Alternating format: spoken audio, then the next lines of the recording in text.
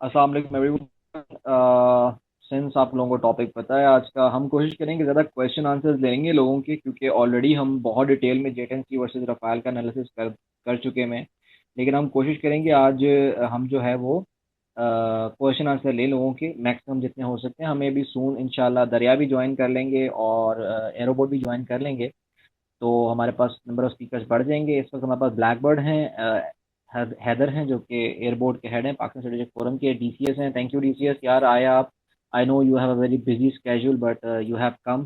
Thank you so much for your presence in the space. मेरी request है सभी लोगों से कि इस स्पेस को शेयर कर लें, ताकि हमारे पास जैसी ऑडियंस होती है in 2 minutes we will be starting. Thank you so much. Moreover ये स्पेस हम रिकॉर्ड कर रहे हैं ताकि हम उसको यूट्यूब पे अपलोड कर सकें, सिंस बहुत से लोग उस वक्त स्पेस सुन नहीं पाते, तो फिर वो बाद में हमसे कहते हैं कि सर हम सुन नहीं पाए, तो फिर हम किस तरह हम सुने, तो हम उसको रिकॉर्ड करके यूट्यूब पे डालेंगे। हमारे यूट्यूब का जो लिंक है वो भी हम आपको दे देंगे। वैसे आप सर्च बार में यूट्यूब पे जाके लिखेंगे पाकिस्तान स्ट्रेटेजिक फोरम, तो पहला ही जो आएगा वही पाकिस्तान स्ट्रेटेजिक फोरम का जो है वो यूट्यूब चैनल है। हमारे दो यूट्यूब चैनल हैं, एक उर्दू में है और एक इंग्लिश में है, लेकिन आप इंग्लिश वाले को सब्सक्राइब करें बिकॉज उर्दू वाला अभी हमने उसको थोड़ा सा आउट ऑफ वर्क किया हुआ है, ठीक है। तो हमारे पास अच्छी ऑडियंस होगी है, डीसीएस ने भी जाना है अभी कुछ देर के अंदर, तो मैं चाहूँगा कि हम स्पेस स्टेशन को स्टार्ट करें। आप लोग स्पीकर्स के लिए अप्लाई कर सकते हैं, हम क्वेश्चन ही लेंगे ज़्यादातर लोगों के, ताकि उसी से पहले एनालिसिस हो जाएगा इजीली। और डीसीएस के पास क्योंकि टाइम थोड़ा सा कम है, उन्हें जल्दी जाना है, तो हम चाहेंगे कि काफ़ी लोगों के क्वेश्चंस हो जाएं। Over to Blackbird, thank you. हम स्टार्ट करने से पहले मैं आपको एक रिक्वेस्ट करूंगा कि अक्सर लोग मुझे इनबॉक्स में कहते हैं कि हमें आप माइक नहीं दे रहे। मैं आपको पहले बता चलूं, जिसने पहले रिक्वेस्ट की होगी उसी को ही माइक मिलेगा एक ऑर्डर के थ्रू। हमारे पास सबकी रिक्वेस्ट ऑर्डर के थ्रू आ रही होती है, तो किसी को भी फेवरेटिज्म नहीं दिया जाता यहाँ पे। सबको प्रॉपर ऑर्डर में दिया जाता है। सो आई वुड रिक्वेस्ट यू कि आप रिक्वेस्ट अभी से करना स्टार्ट कर दें ताकि आपकी बारी जल्दी आ जाए। Thank you. Over to Pakistan strategic forum.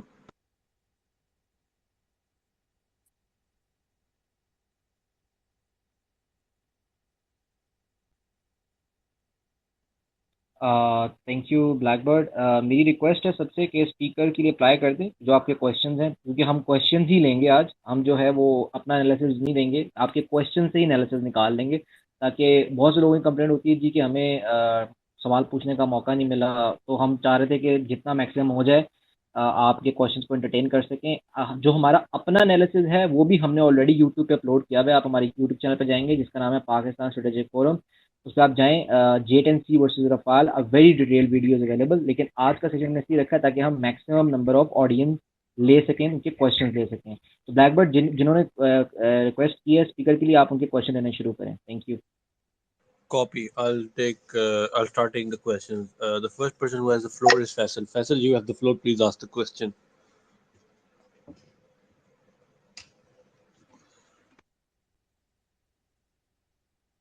Faisal bhai, please ask the question.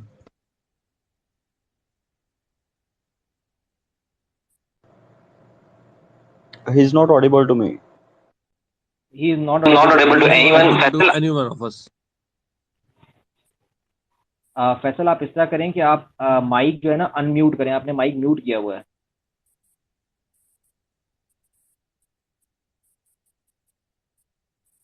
I think he cannot hear us. Blackbird, Blackbird, move move on. on. Let's move forward.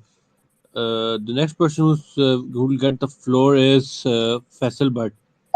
Faisal Bhatt, you have the floor. Please ask the question.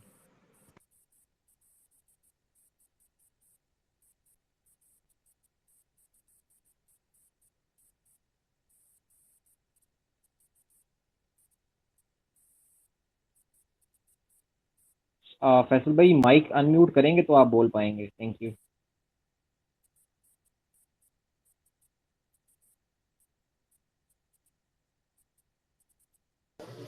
अस्सलाम वालेकुम।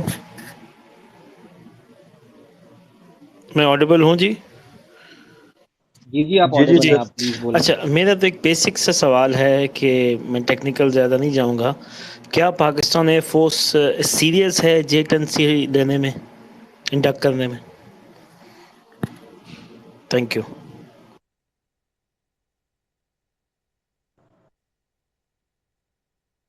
Hyder bhai, would you answer to that question? for DCS. Copy. DCS Okay. Pakistan. Question. Okay, it's a very straightforward question, good question.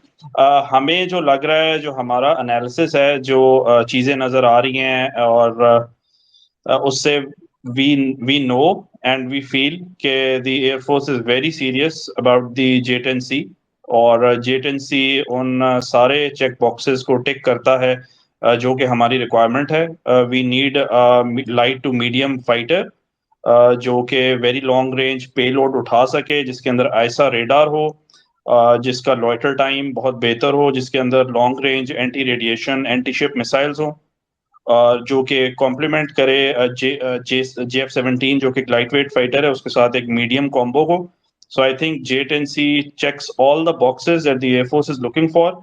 और जी हाँ, हमें लगता है कि Pakistan air force काफी सीरियस है इस जेट के बारे में.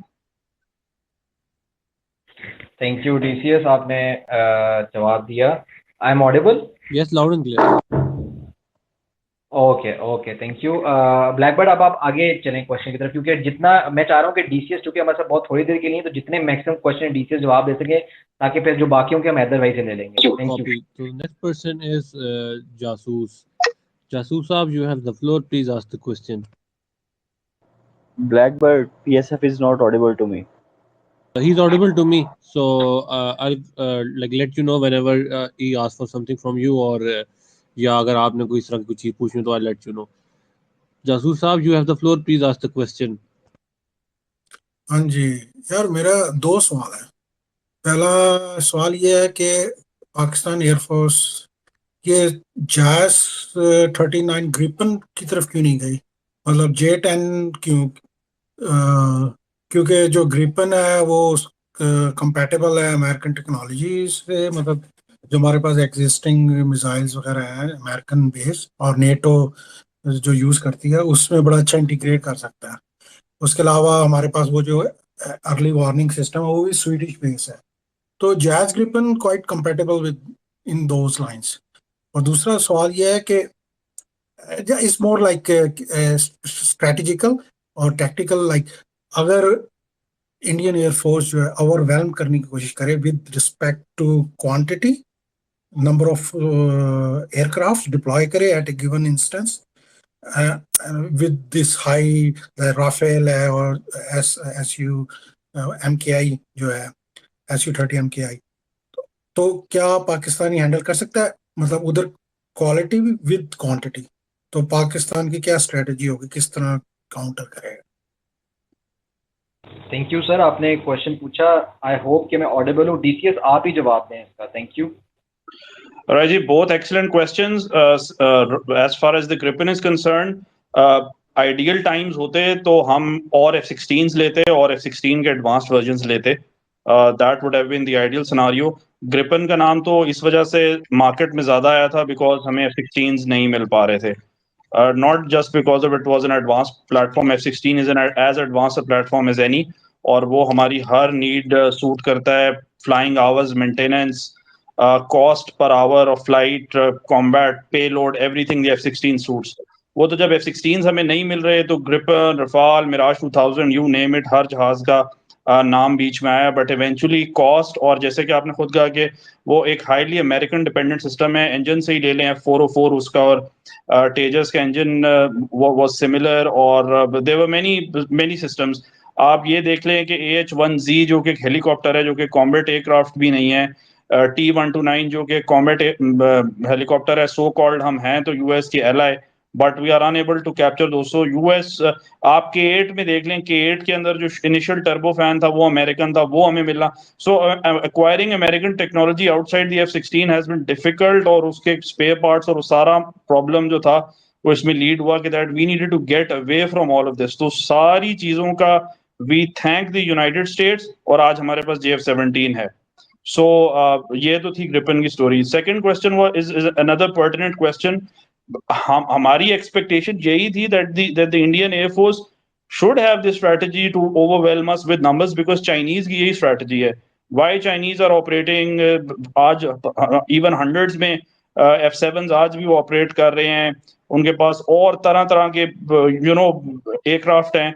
which are keeping up with the numbers, not just the latest Su-35s, yeah, J-16s, yeah, J-15s, yeah, J-11s. They still keep a good number of F-7. So numbers are also very important in the Air Force, but the Indians have not been able to, because उन्होंने एक अपनी squadron strength maintain करनी है 40 plus squadrons की. MiG-21 जो आज तक उड़ रहा है वो इसी चक्कर में उड़ रहा है, लेकिन their maintenance, their cost, और LCA ने भी जहां जो पोजीशन लेनी थी वो बेसिकली MiG-21 को रिप्लेस करने की पोजीशन लेनी थी, which they have failed. So their failure is our gain, and let's hope they continue to keep on failing in adopting this strategy. Otherwise, it could be a big problems for the Pakistan Air Force. Luckily, we have been able to counter them not only with numbers but also with technology. And eventually, this strategy का जो एक time frame था जो could have been successful till today, अगर आज तक implement नहीं हुई, आगे जाके we feel that it will not suffice as technology, force multipliers, jammings come into play. Thank you very much. Thank you DCS. मैं इसमें एंड एक बात आई वुड ऐड भी लाइक कर टू ऐड दूं. समथिंग कि जो ग्रिपन है सर, जी जी, आप उसमें ग्रिपन जो है, ऐड कीजिएगा. हैदर, मुझे ओके एक बात ऐड करने ओके दें, फिर आप उसमें ऐड. हाँ, मुझे एक बात ऐड करने दें. देखिए, मसला ये है, मैं दूसरे सवाल का जवाब दे रहा हूँ, ग्रिपन वाले का नहीं दे रहा. मसला ये होता है कि इशू ये है कि इंडिया की मेंटेनेंस प्रॉब्लम बहुत है. ठीक है, उनको अवेलेबिलिटी ऑफ एयरक्राफ्ट जो है ना, वो उनका एक बहुत बड़ा मसला है. ठीक है, मेंटेनेंस. ठीक है, तो मेंटेनेंस में सिंगल इंजन जो होते हैं दे आर मच बेटर. ठीक है, मच बेटर. तो इंडिया को एक मेंटेनेंस का, अवेलेबिलिटी का भी बहुत बड़ा इशू है. दैट्स वाई भी वो अपनी ये जो पॉलिसी है कि वो ज़्यादा नंबर्स में जहाज लेकर आए, ये डिप्लॉय या एम्प्लॉय नहीं कर सकते स्ट्रेटेजी, ये भी एक रीज़न है. तो ओवर टू हैदर भाई, और ब्लैकबर्ड दरिया को स्पीकर पे लें. दरिया आ गए हमारे पास. ही वाज आस्किंग अबाउट के ग्रिपन क्यों नहीं लिया सर. ग्रिपन इसलिए नहीं लिया कि जो है मतलब कि उस वक्त हमारी नीड थी, जैसे कि डीसीएस ने डिस्क्राइब कर दिया बड़े अच्छे तरीके से. लेकिन आज हम J-10C की तरफ इसलिए जा रहे हैं क्योंकि ग्रिपन जो है वो सेम उसी कैटेगरी का फाइटर है जिस कैटेगरी का JF-17 थंडर है. That is light combat aircraft. तो मतलब उसमें वो चीज और जो है वो चेक्स नहीं देता, मतलब आपको वो चीज आपकी रिक्वायरमेंट पे पूरी नहीं उतरती है. एज फॉर एज जो है वो मतलब एक लाइट कॉम्बैट एयरक्राफ्ट है, वो आपको डीप पेनिट्रेट करके नहीं देगा. ठीक है, वो कुछ जगहों पर बहुत अच्छा है, लेकिन स्टिल वो जो है आपको डीप पेनिट्रेट करके नहीं देगा. ठीक है, आपका जो है मोर पेलोड जो है वो कैरी नहीं करेगा.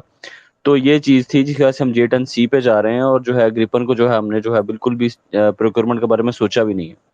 और सेकंड जो क्वेश्चन मुझे ये समझ आई थी वो ये शायद कहना चाह रहे थे कि अगर इंडिया जो है हमारे डिफेंसेस को ओवर सैचुरेट करने की ट्राई करता है विद नंबर्स, मैंने इस पर्सपेक्टिव में से रीड किया, तो सर आजकल जो है मतलब कि आप किसी ड्रोन के थ्रू तो आप किसी के डिफेंस को जो है और सैचुरेट कर सकते हो, लेकिन विद मैन्ड एयरक्राफ्ट आप ऐसा कर नहीं सकते हो, बिकॉज मतलब कि आपका एक जहाज जो है वो 4 BVR मिसाइल कैरी कर रहा होता है, तो उनके लिए टारगेट करना आसान हो जाता है. Back to you Blackbird.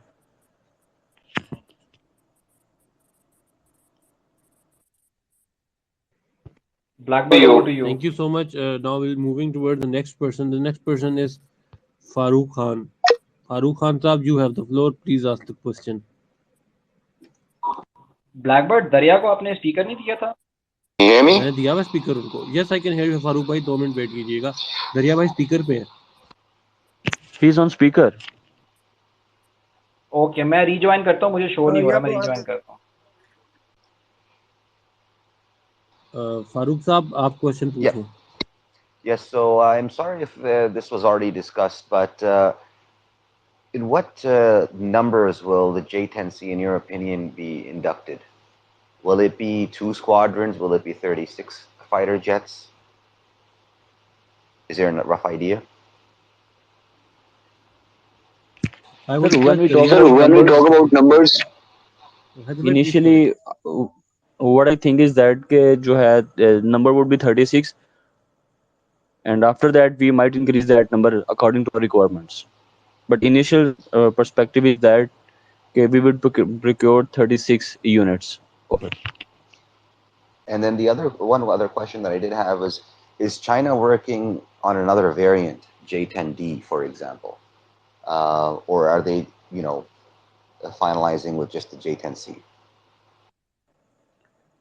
As for now, J-10C is their mainstay. There is no J-10D in reality, but yes, that might be on papers.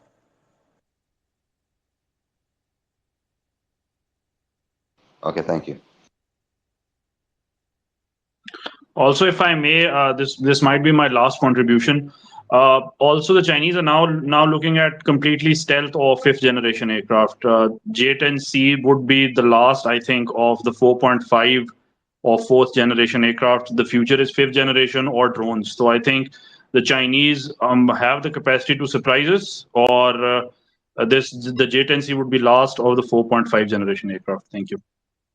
And also Thank you Allah so Hafiz for much. now. You guys DCS, I later. would like to add something. जी जी अल्लाह दरिया, हाफिज, अल्लाह आपने आप add कीजिएगा, मैं सिर्फ DCS को thank you कर दूं आने के लिए। Thank you so much DCS, आप आए और इंशाल्लाह हमारा कॉपरेशन इससे लगा रहेगा। और thank you so much once again. Over to Dariya, thank you.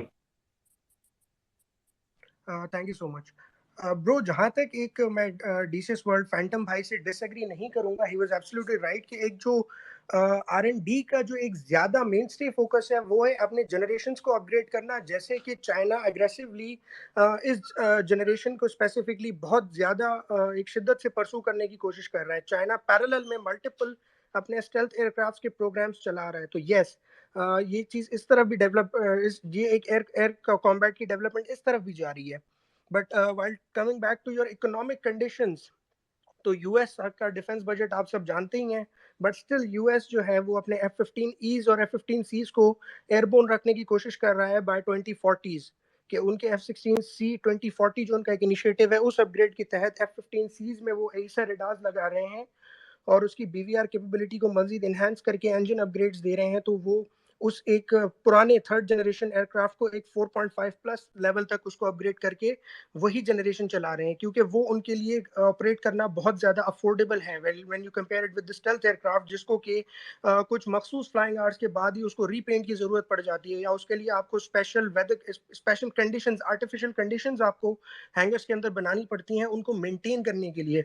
तो ये सारा हैक्टिक आपको एक प्रीवियस जनरेशन के बर्ड्स के साथ ये प्रॉब्लम नहीं होती। तो इकोनॉमिकली सिंस के प्रीवियस जनरेशन भी बहुत रेलेवेंट है और ये रेलेवेंट रहेगी। फोर्थ जनरेशन इवन 3+ जनरेशन के जो एयरक्राफ्ट्स हैं they would stay relevant by 2050s। Like MiG-29 को आप देख लें, MiG-29 is almost a third generation aircraft, but many of us would agree on this कि yes, MiG-29s we would see them flying by 2050s like। तो इस level तक ये चीज़ें जाएंगी। तो ये डोमेन बहुत रेलेवेंट है और चाइना भी डेफिनेटली इस डोमेन के ऊपर फोकस कर रहा है by developing the advance variants of the J-11 and J-16। और उनके कैरियर बेस्ड प्लेटफॉर्म्स की डेवलपमेंट्स वो अलग हैं। और जिस तरह वो लोग यूएवीज के अंदर भी प्रोग्रेसिव हो रहे हैं, तो जो प्रीवियस जनरेशन एयरक्राफ्ट्स हैं आपके आपके जो थर्ड जनरेशन एयरक्राफ्ट्स हैं, अगर उनको आप अप्रोप्रिएटली अपग्रेड करें, उनका एवियोनिक पैकेज आप इंक्रीज करें, तो वो भी आपके एक मॉडर्न जनरेशन के यूएवीज को सपोर्ट करने के लिए बहुत एफिशिएंट रहेंगे। तो एक एफिशिएंट ऑपरेटेबिलिटी पैदा होगी इससे, जो कि इकोनॉमिकली भी आपके किसी भी मिलिट्री के लिए बहुत फायदेमंद चीज होती है। तो ये डोमेन रेलेवेंट है और आई एम 101% श्योर कि पीएएफ भी इस डोमेन को बहुत सीरियसली ले रही है। और उसकी एक जो एक प्रैक्टिकल एग्जांपल है वो है मिराजेस हमारे, दे आर स्टिल रेलेवेंट और उनको एक टाइम बाय टाइम अपग्रेड के साथ उनको रेलेवेंट रखा जा रहा है आज के वॉरफेयर एनवायरनमेंट के लिहाज से, जिसकी हम एक जिसका एक एविडेंस हम देख चुके हैं in 2019। So I think this generation is relevant और अगर इसके ऊपर भी फोकस किया जा रहा है तो डेफिनेटली ये एक बहुत अच्छा एक मेजर है by any air power. Thank you. Thank you दरिया। मैं सबको रिक्वेस्ट करूंगा कि जिन लोगों ने मैं ज्वाइन कर लिया है उनको मैं बता दूं कि ये स्पेस रिकॉर्डेड है। सेकेंडली, काइंडली शेयर कर दें स्पेस को ताकि we have maximum number of audience so that we can take maximum number of question. Soon we will be joined by Aerobot. I again thank Dariya for joining us and Haider and Blackbird. So आप जिससे भी question पूछें आप उसका speaker का नाम लेके भी पूछ सकते हैं। मुझे मेरा क्वेश्चन जो है वो इस स्पीकर से है, ठीक है? तो over to Blackbird. Thank you. Thank you. The next person who's going to get the floor is Engineer Mohsin Rafiq Saab. Engineer Saab, you have the floor. Please ask the question.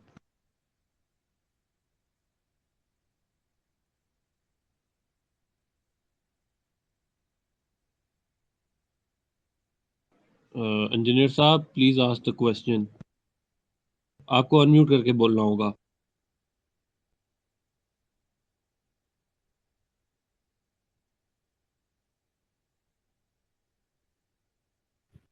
Engineer भाई, आपने mute किया हुआ है mic, आपको unmute करना पड़ेगा। Unmute कर दें।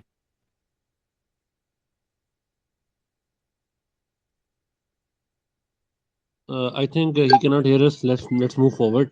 I'll remove him from the speakers. So the next person is again वही लोग आ रहे हैं, फैसल भट्ट साहब. फैसल भट्ट साहब, you have the floor. Please ask the question.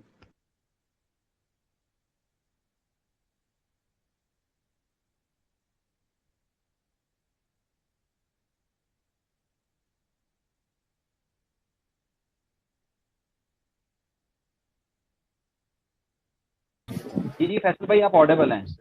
अच्छा अच्छा, मेरे दो तीन सवाल हैं छोटे छोटे. एक तो इलेक्ट्रॉनिक वॉरफेयर में और बीवीआर में आप इन दोनों जहाज़ों, इन दोनों एयरक्राफ्ट को कैसे कंपेयर करते हैं? और तीसरा ये है कि एक एक बात एक इंडियन से मैंने सुनी, उन्होंने कहा कि quantity itself has a quality. तो क्या पाकिस्तान एयरफोर्स अपनी क्वांटिटी बढ़ाने में भी यानी उस पर फोकस कर रही है?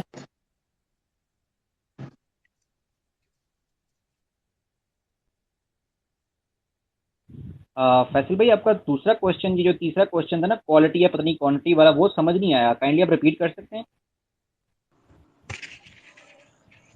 He was trying to say कि Bro, I PF. have understood the question. Yeah, I I do have have understood the also. question. So please go over to question number मेरी 3. आवाज आ रही है? जी Yes, फैसल yes, भाई आप आपकी बोलें. आवाज आ रही है. जी आप जो है ना क्वेश्चन रिपीट कर रहे हैं अपना. जो जो मेरा थर्ड क्वेश्चन था कि quantity itself has a quality. तो क्या पाकिस्तान एयरफोर्स क्वांटिटी पे भी फोकस करेगी या हम सिर्फ क्वालिटी पे जा रहे हैं? ठीक है फैसल भाई, आपके दोनों क्वेश्चन हमें समझ आ गए हैं. अगर आप म्यूट कर लेंगे तो उसके बाद मैं सबसे पहले रिक्वेस्ट करूंगा कि मैं चाहूंगा कि इस पे तीनों ही स्पीकर हमारे बोलें. मैं चाहूंगा पहले थोड़ा सा हैदर भाई बोल लें, फिर दरिया और फिर ब्लैकबर्ड. तीनों का ओपिनियन ले लेंगे इसके ऊपर, इन क्वेश्चन के ऊपर. Thank you. सर जब बात आती है ना दोनों बर्ड्स के, राफेल के और जेट-एंड-सी के इलेक्ट्रॉनिक वारफेयर सूट की, तो राफेल जो है वो स्पेक्ट्रा कैरी कर रहा है. दैट इज वेरी वेल, मतलब कि इतना अच्छा सिस्टम है कि जिसपे आप आंखें बंद करके एतमाद कर सकते हो. उसी जब आप जेट एंड सी पे आते हैं तो उसका जो सिस्टम है वो अननोन है, लेकिन it is said to be that कि जो J-20 जो है इलेक्ट्रॉनिक वारफेयर सूट कैरी कर रहा है ना, सेम वही सूट जो है वो कैरी कर रहा है. और जब आप दोनों के कंपैरिजन में लेके आते हो तो J-20 is a fifth generation fighter aircraft, और फिफ्थ जनरेशन फाइटर एयरक्राफ्ट का जो मतलब कि जो सेंसर फ्यूजन होगी, जो उसके इलेक्ट्रॉनिक्स होंगे, जो उसका इलेक्ट्रॉनिक वारफेयर सूट होगा, वो निहायत ही शानदार होगा. फिर जब आप बीवीआर की सर बात करते हैं तो बीवीआर में मतलब कि जो है एसेट अकेला जो है कुछ भी नहीं कर सकता. एसिड के साथ मतलब कि जो है उसके सेंट्रिक वारफेयर जो है आजकल की वारफेयर है, तो उसके साथ मतलब कि कुछ चीजें ऐसी जुड़ी भी होती हैं जिस पे वो डिपेंड कर रहा होता है. फिर बीवीआर की जो मतलब कि आप जब उसकी रेंजेस, मिसाइल की रेंजेस पे आते हैं, तो PL-15 एंड मीटियोर दोनों मतलब कि एक दूसरे को जो है वो टेक ऑन करते हैं, एक दूसरे से बढ़ते हैं. आप कह सकते हैं कि दोनों हम पल्ला मिसल हैं. अब ये डिपेंड करता है कि पायलट की स्किल पे, ठीक है, वो किस रेंज पे और किस आल्टीट्यूड पे फायर करता है. बिकॉज जो अच्छे आल्टीट्यूड से जो है मिसाइल फायर करेगा, ऑब्वियसली वो बेटर रेंज जो है अचीव करेगा. ठीक है. और दूसरा क्वेश्चन ये था आपका कि जो है sir we are increasing our quality with quantity too. अब जो है थंडर जो है एक state of the art machine है, and we are flying in numbers. 130 plus Thunder जो है फ्लाई कर रहे हैं. उसके बाद जब आप J-10C की एक्विजिशन करते हो, they would be long side, मतलब 2 और 3 स्क्वाड्रंस होंगे, तो आपके नंबर भी बढ़ रहे हैं लेकिन विद क्वालिटी बढ़ रहे हैं. And this is gonna be cutting edge of your air force. Over to Dariya. Thank you so much, bro. So coming back over to the question of quality versus quantity. तो bro जहाँ तक इस question की बात है तो I would like to compare it to the Indian air force. तो उनकी भी एक जो इंटेंशन है बेसिकली वो सेम है कि हम अपने फ्लीट्स को एक नेक्स्ट जनरेशन के ऊपर लेकर जाएं. आइदर हमारी इंटेंशन है कि हम J-10C प्रोक्योर करें, या आइदर इंडिया अपने इंटेंशंस के मुताबिक राफेल प्रोक्योर कर चुका है या S-400 फ्यूचर में प्रोक्योर करने वाला है. तो हमारी चॉइसेस भी डिफरेंट नहीं है. तो हमें सेम कैटेगरीज के अंदर एक्सप्लोर कर, दोनों कंट्रीज के पास ये ऑप्शन अवेलेबल है कि ये एक्सप्लोर कर सकते हैं. आपको कहीं से भी कोई भी अच्छा एक वायबल ऑप्शन जहां से आपको मिलेगा. China being a economic partner, अगर वो हमें एक अच्छा प्लेटफॉर्म ऑफर कर रहा है जिसके अंदर के जिसका इलेक्ट्रॉनिक वॉरफेयर सूट J-20 के लेवल का है, so it's not a bad option for Pakistan. और J-10C की एक्विजिशन के साथ जो हमारे स्क्वाड्रंस हैं उनकी एक नंबर इंक्रीज हो रहा है. We are not sure as of now के आइदर जो J-10s आएंगे उनको किसी करंट स्क्वाड्रन के किसी बर्ड्स के साथ रिप्लेस किया जाएगा या इसके सेपरेट स्क्वाड्रंस फॉर्म होंगे.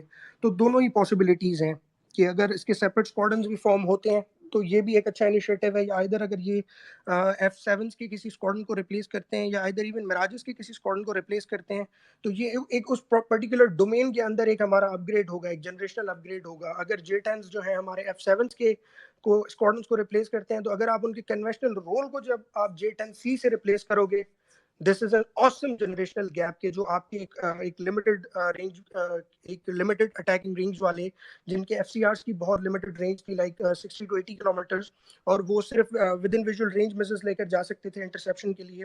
और इस तरह के बर्ड्स को आपने बहुत ही ऑफेंसिव रोल्स के अंदर एम्प्लॉय किए रखा थ्रू आउट और stand off, starting from Kargil to the late 2000s। तो हमारे जितने भी स्टैंड ऑफ रहे उसके अंदर F7s ने एक बहुत इंपॉर्टेंट कैरेक्टर प्ले किया। और सेम एक्सपेक्टेशंस इनसे ये 2019 में भी थी, जो कि इन्होंने परफेक्टली मीट की। अब जब आप इनके इस पर्टिकुलर डोमेन के अंदर आप इस मशीन को चेंज करते हो, तो वो कैपेबिलिटीज आपकी बहुत ज़्यादा इन्हांस हो जाती हैं। जब वो आपकी कैपेबिलिटी एनहांस हो जाती है, तो उससे आपके कई और प्लेटफॉर्म्स के ऊपर से एक ड्यूटीज का बर्डन कम हो जाता है। एयर सुपीरियोरिटी की ड्यूटीज का बर्डन कम हो जाएगा कि अगर आपकी एक इनिशियल जो आपका एयरबोर्न होती है फॉर्मेशंस किसी भी एनिमी को टेक ऑन करने के लिए, अगर वो एक बियॉन्ड देयर एनवेलप अगर वो जाकर परफॉर्म कर सकते हैं, तो इससे आपके बाकी प्लेटफॉर्म्स के ऊपर से ऑपरेशनल बर्डन हटेगा, जिस सूरत में आप अपने रिमेनिंग एयरक्राफ्ट्स को उनके एक इंटेंडेड रोल में बड़ी आसानी से एम्प्लॉय कर पाएंगे। तो यहाँ पर बहुत मजीद टेक्नोलॉजीज की बात है कि आप उनके S-400 को कैसे काउंटर ऑफ करते हो, या आप उनके मजीद जो कन्वेंशनल वेपन्स है आप उनको कैसे काउंटर ऑफ करते हो। तो quality quantity itself is a quality. तो यस, ये एक एज इंडिया ने हमेशा हमेशा हमारे अगेंस्ट की एज इंजॉय किया है। 1 सितंबर बीइंग रेलेवेंट, तो आप एक एग्जांपल ले लें, 1 सितंबर 1965 जब Indian air force almost 500 plus combat aircraft, frontline combat aircraft operate कर रही थी अगेंस्ट PAF's 140 एयरक्राफ्ट। तो ये एज उनके पास उस वक्त भी था, बट अगेन PAF ने एक क्वालिटेटिव एज मेंटेन किया और उस एज को मजीद शार्पन किया अपने टैक्टिक्स के साथ। आई वुड रिक्वेस्ट PSF कि हम 1965 की एयर वॉर की डिस्कस करें, हम उनकी पर्टिकुलर टैक्टिक्स किस तरह PAF की किसी, फॉर एग्जांपल सितंबर की मॉर्निंग में MM आलम ने किया। दरिया भाई, आपकी आवाज का इशू हो रहा है, क्या ये इशू सिर्फ मेरी तरफ है या अदर स्पीकर्स कैन कंफर्म कि उनको भी इशू हो रहा है? नहीं, हमें भी इशू आ रहा है, दरिया की आवाज इशू बहुत है, बुरी तरह issue cut.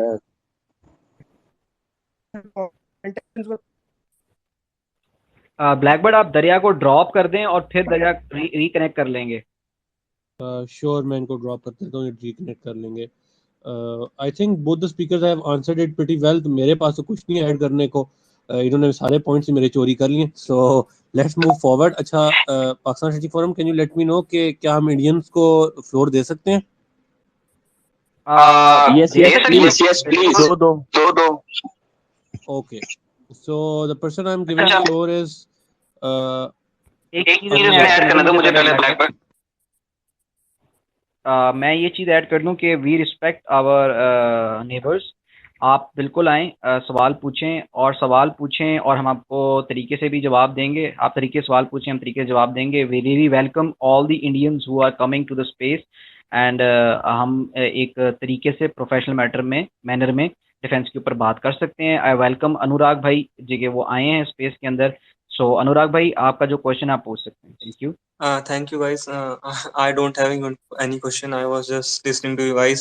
Yesterday, I was listening to another space of some Indian aerospace engineer.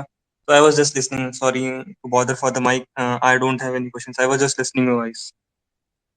Okay Anurag भाई, अगर आपका कोई क्वेश्चन भी हो तो आप जब भी दोबारा माइक के लिए रिक्वेस्ट करेंगे, इंशाल्लाह हम आपको वो माइक देंगे। Thank you for coming to the space. Blackbird, you can move forward. Thank you. copy. So the next person is Jasoos. Jasoos साहब, you have the floor once again. Please ask the question.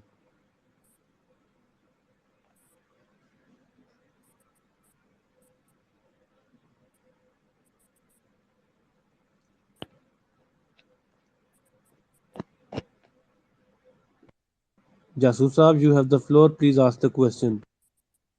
हाँ जी, शुक्रिया जी। यार, दो तीन सवाल है। पहला सवाल है कि ये J10 जो हम ले रहे हैं, इसकी डिप्लॉयमेंट किधर होगी? ये जो हमारा जो नॉर्दर्न एरिया है, जो मतलब कश्मीर का कश्मीर हो गया और हमारी जो न्यूक्लियर इंस्टॉलेशन वगैरह है, जहाँ पे जो बेसिकली वो नॉर्थन पाकिस्तान में है, इस एरिया को कवर करने सर के लिए सर फोकस होंगे। सर सर ऑपरेशनल डिप्लॉयमेंट और स्ट्रेटेजिक एसेट्स पे हम बात नहीं करते। अगर आपका कोई और क्वेश्चन है तो आप पूछ सकते हैं। Thank you. अच्छा, इस पे नहीं बात करता, ओके। अच्छा, ये इसमें कैपेबिलिटी है कि अगर नेवी को सपोर्ट, नेवी के ऑपरेशंस को सपोर्ट करने के लिए, like anti submarine, anti ship missiles वगैरह, इसमें इसके पेलोड में शामिल है या नहीं? सर बिल्कुल, आपने सेकंड जो क्वेश्चन पूछा है उसका हम जवाब देंगे आपको। जो आपने फर्स्ट क्वेश्चन पूछा है, हम पहले ही स्पेस को सबको बता दें कि we don't talk about the operational deployment and the strategic weapons because they are not our domain first of all, and secondly this is not the platform to talk about such critical matters. I request दरिया के पहले दरिया answer कर दें, फिर Haider answer कर दें, और मैं ये चाहूंगा कि थोड़ा थोड़ा आंसर करें ताकि इस दफ़ा हम थोड़ा सा ब्लैक बर्ड से भी लेंगे, क्योंकि ब्लैक बर्ड फिर बोर हो जाता है। ओवर टू दरिया। यार ब्लैक बर्ड को पहले दे दें यार प्लीज।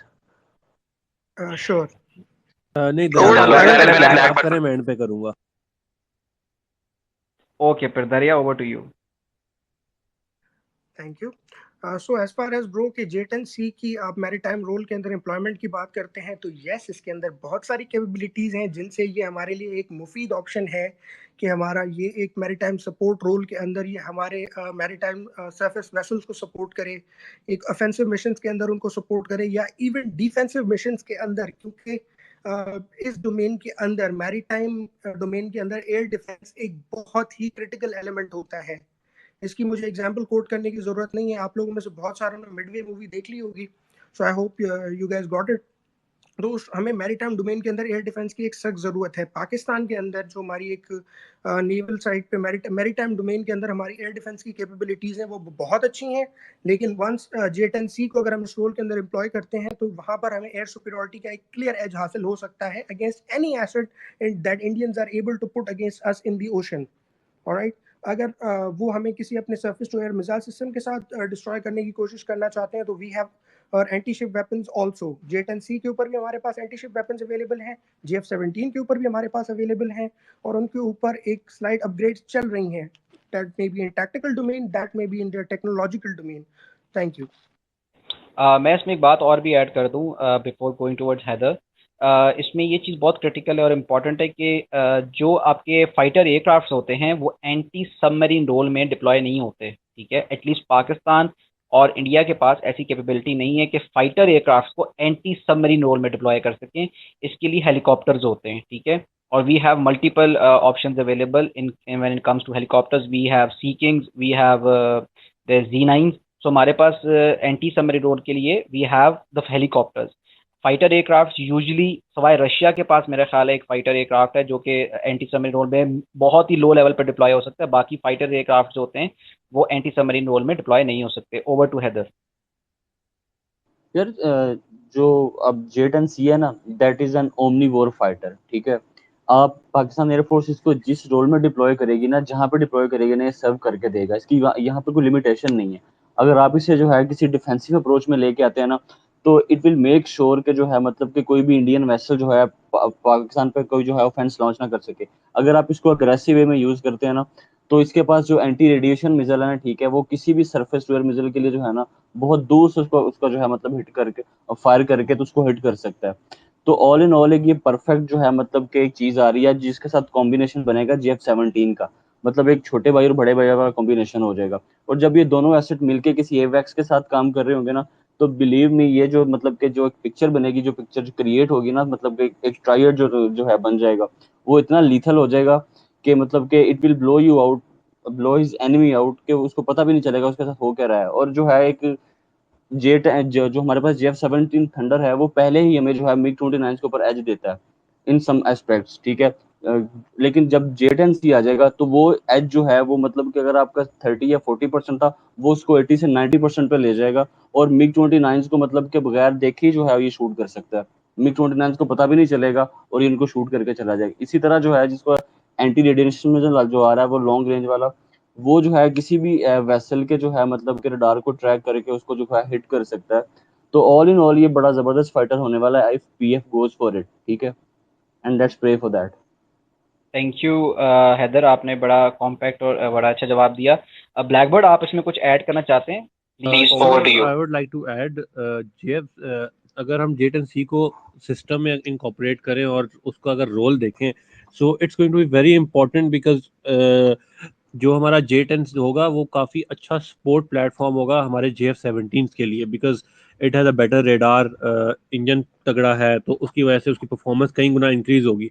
और हमें सबसे बड़ा एज ये होगा क्योंकि मोस्टली क्या होता है कि हमारे पास अगर एक प्लेटफॉर्म एक ओरिजिन का दूसरा दूसरे ओरिजिन का, तो हमारे पास वेपन की जो इंटीग्रेशन है दोनों प्लेटफॉर्म में वो बड़ा इशू करती है। As for right now we have a very good infrastructure for JF-17। हम उसके अंदर एंटी शिप मिसाइल जिसमें C802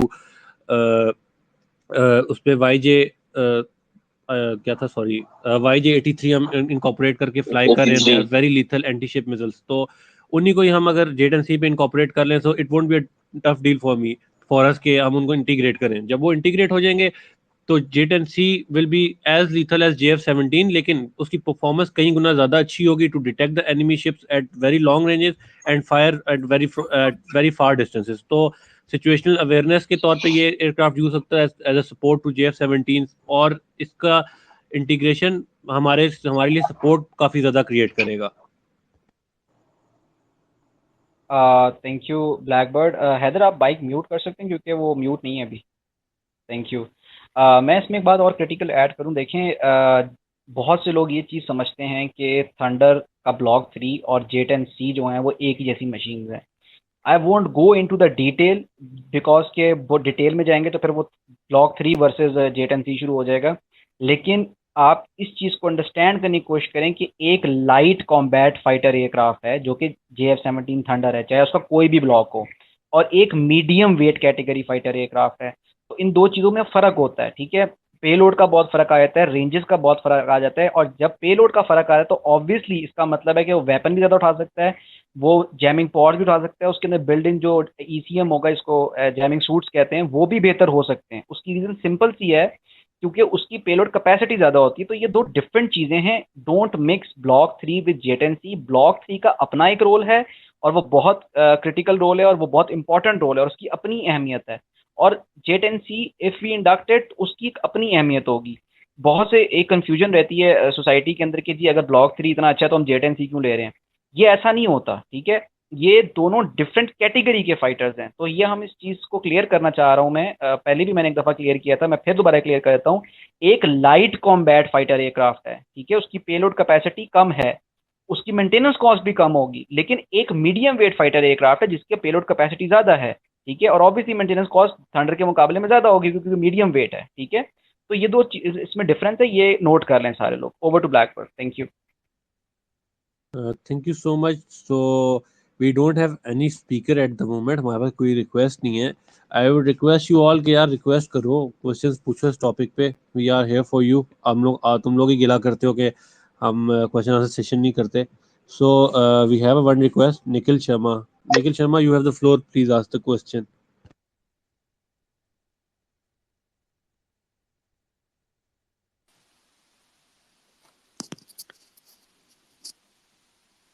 हेलो। जी अस्सलाम वालेकुम निखिल भाई, क्या हाल है, कैसे हैं? मैं बढ़िया हूँ, आप कैसे हैं? अल्हम्दुलिल्लाह रब्बिल आलमीन। पहले तो बहुत बहुत शुक्रिया आप स्पेस में आए, और thank you so much for coming to the space, and you are always welcome. If you have any question you can ask. Thank you. Yeah, sure. I'm seeing the topic is J10C versus Rafael. So, yeah, so going into like comparison and again like मैंने पहले भी कहा है कि दो aircraft में कभी कोई पॉइंटलेस कंपैरिजन नहीं होता।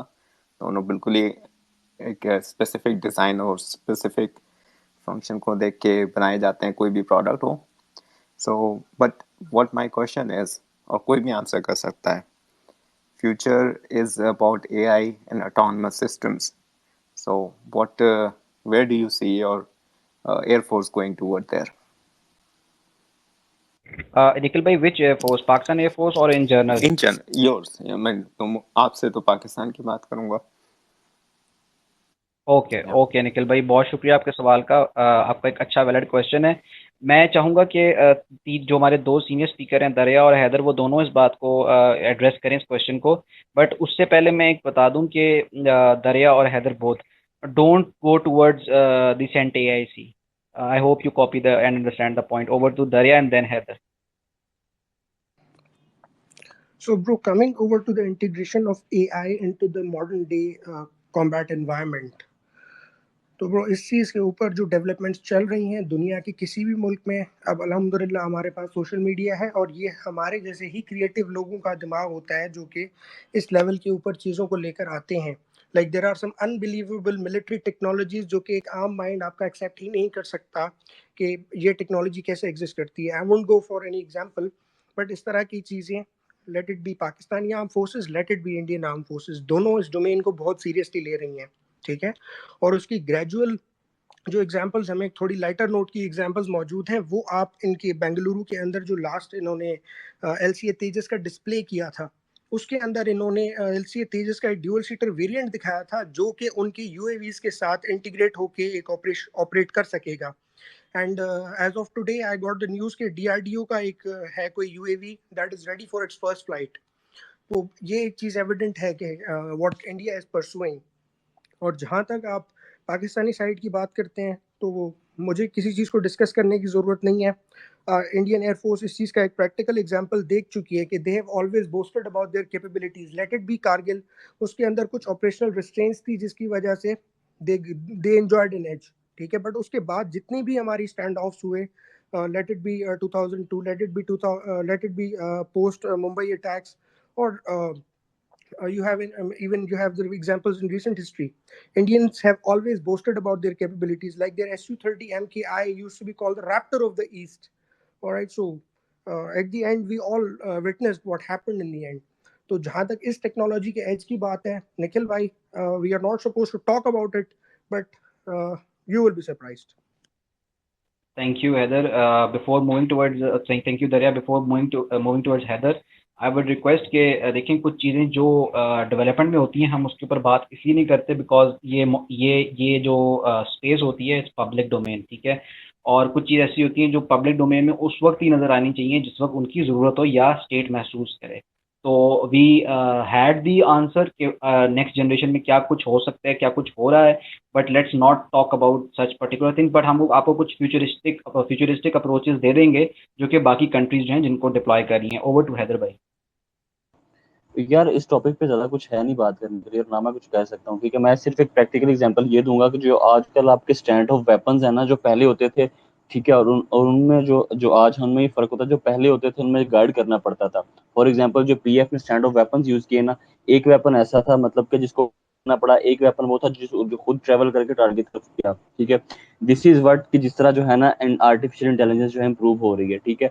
और PF मतलब कि जिस सिमेट्रिक वारफेयर की तरफ चल रही है ना, PF जो है इसको इतने अच्छे से डेवलप कर रही है कि you would be surprised to the core जब PF इसको प्रैक्टिकली एम्प्लॉय करेगी। That's it from my side.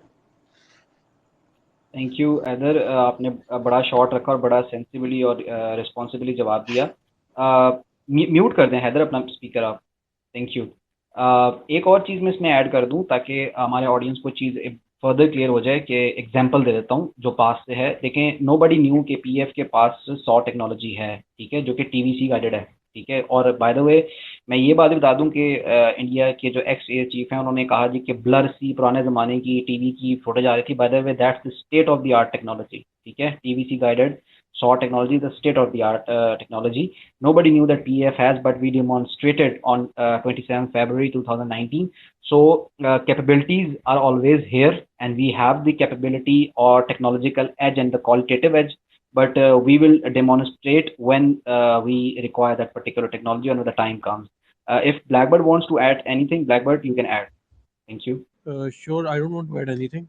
It is explained very well. यार मैं क्लेम एक जो इंडियन एयर चीफ का था वो ये था कि इंडिया ने जो है मतलब के वो रात में बॉम्बिंग की है, तो हमारे पास नाइट स्ट्राइक कैपेबिलिटी है, पाकिस्तान ने दिन में की है, and Pakistan does not have that ना। मतलब इस तरह का एयर चीफ जो है ऐसी बात कर रहा है, ठीक है।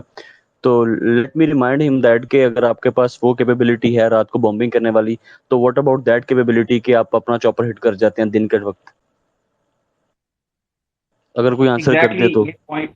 ये पॉइंट इम्पोर्टेंट है, और एक्चुअली इसमें मैं आंसर इसलिए नहीं ले रहा बिकॉज हमारे पास इंडियन स्पीकर फिलहाल यहाँ कोई है नहीं, लेकिन मैं उसमें एक चीज़ ऐड कर देता हूँ। देखें, नाइट कैपेबिलिटी हमारी एयरफोर्स के पास भी है, ठीक है। ये कोई मतलब छुपाने वाली बात नहीं, we have the night obviously attack यार, नाइट कैपेबिलिटी। विजन गॉगल्स जो हैं वो हर कोई कैरी करता है आजकल। एब्सोल्युटली। तो लेकिन बेसिकली हमारा दिन में अटैक करने का मकसद ये था कि we want to deliver a very clear message, ठीक है। It was a clear, crystal clear message कि we are ready, we are capable and we will reply, ठीक है। सो दिन में इसलिए अटैक किया, और इसलिए भी अटैक किया ताकि इंडिया की एयरफोर्स को ये बात भी समझ आ जाए कि हम दिन में भी अटैक कर सकते हैं। अगर हम दिन में इतने लीथल हैं तो रात में मैंने अटैक किया तो हम क्या कुछ कर सकते हैं। और देखें, पॉइंट ये है कि हम as a nation, as a Pakistani nation या state of Pakistan doesn't want the region to go towards war, ठीक है। बिकॉज अगर हम देखें कि पाकिस्तान और इंडिया दोनों के अंदर ही गुर्बत है, एजुकेशन के मसाइल हैं, इंफ्रास्ट्रक्चर को डेवलप करने की ज़रूरत है, तो हम नहीं चाहते कि रीजन जो है वो वॉर की तरफ जाए। बिकॉज देखें, DGISPR ने भी कहा था जंग में किसी की जीत नहीं होती, इंसानियत हार जाती है। इसीलिए हमारा हमेशा से पीस का मैसेज रहा है। But obviously, if anybody challenges our sovereignty, then we will be coming very hard at them. Anybody, ठीक है। तो ऑब्वियसली हमने रिप्लाई दिया, और दिन दिहाड़े दिया, और इस टाइम पे दिया जिस वक्त वो सोच भी नहीं सकते थे कि हम, क्योंकि वो पूरी रात से ड्यूटियां दे रहे थे कि ये रात को आएंगे, but we delivered the message in the morning, ठीक है। So this is the stuff, this is the quality PAF has, this is the operational edge, the qualitative edge which PAF has and enjoyed since the creation of Pakistan, and we will continue to keep this edge. Last but not the least, before going towards more questions, मैं एक चीज़ और भी add कर दूं कि देखें, कभी भी जंग को प्रेफर नहीं करना चाहिए। क्यों? क्योंकि जंग से मुल्कों का नुकसान होता है, इकोनॉमिकली भी नुकसान होता है, लॉस ऑफ ह्यूमन लाइफ भी होता है, लॉस ऑफ इंफ्रास्ट्रक्चर भी होता है। तो अगर आप चाहते हैं, या कोई भी चाहता है कि सिचुएशंस को या जो कॉन्फ्लिक्ट्स को रिजॉल्व करें, तो the better way is to talk on the table, ठीक है। अगर हम वर्ल्ड वॉर 2 की भी बात करें तो उसकी भी आखिर में जो एंडिंग हुई है वो टेबल पे ही हुई है, ठीक है। Obviously military might, military power acts and has, you know, a say in that particular negotiation, but the point is that the civilized nations, और मैं एक और बात भी आपको, एक और बात भी इसमें ऐड कर दूं, बहुत से हमारे इंडियन दोस्त हैं और कुछ हमारे से स्पेस में भी सुन रहे होंगे, लेकिन मैं सबको ये बात कैटेगोरिकली डिलीवर कर दूं कि India doesn't has a conventional edge over Pakistan. The days are gone that when India used to say, Indians used to say, we have a conventional edge over Pakistan. They don't have, ठीक है। They don't have the conventional edge, और उसकी सबसे बड़ी example 2019 में हमने demonstrate की, when we obliterated their land power, we obliterated their air force, and we literally trolled Indian navy, ठीक है। बिकॉज आप देखें किस तरीके से हमने उनकी तीनों फोर्सेस को डिनाई किया और दिन दिहाड़े किया, and we were waiting for their reply, but they didn't reply. We got the news and we had the intel that they are shifting towards the missiles, and they didn't, because they were deterred by Pakistan. And deterrence in the modern world is the main thing, and a very critical and a very important step towards, you know, building and keeping the peace in the region. So बहुत से लोग जो ये कहते हैं जी कि हम अपना डिफेंस बजट कम करके तो एजुकेशन पे लगाएं, देखें पॉइंट ये है कि आपका एजुकेशन बहुत इंपॉर्टेंट फैक्टर है, I agree with this fact, but when it comes to deterring your enemy, education can't deter your enemy. Though education plays a very important part, but you have to keep the conventional forces intact and up to and with the state of the art weapons. तो ये चीजें important होती हैं, इनको जो है हमें consider करना चाहिए, और हम करते रहते हैं, और हम इनके ऊपर बातचीत भी करते रहते हैं. Over to Blackbird. Blackbird sir Wajahat भी हमारे साथ हैं, और मैम सबीन भी हैं, अगर आप उनको भी स्पीकर पे ले लें तो उनका भी हम पॉइंट ऑफ व्यू सुनना चाहेंगे. Over to Blackbird. Copy that. We also have AO board, so welcome AO board. Baki, the next person is Sardar Riyadul Haq. Sardar Riyadul Haq, you have the floor. Please ask the question.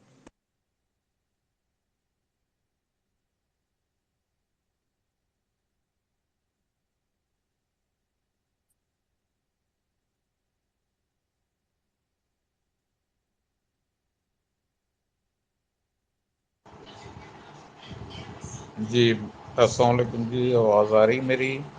वालेकुम सलाम जी, बिल्कुल आपकी आवाज़ आ रही है.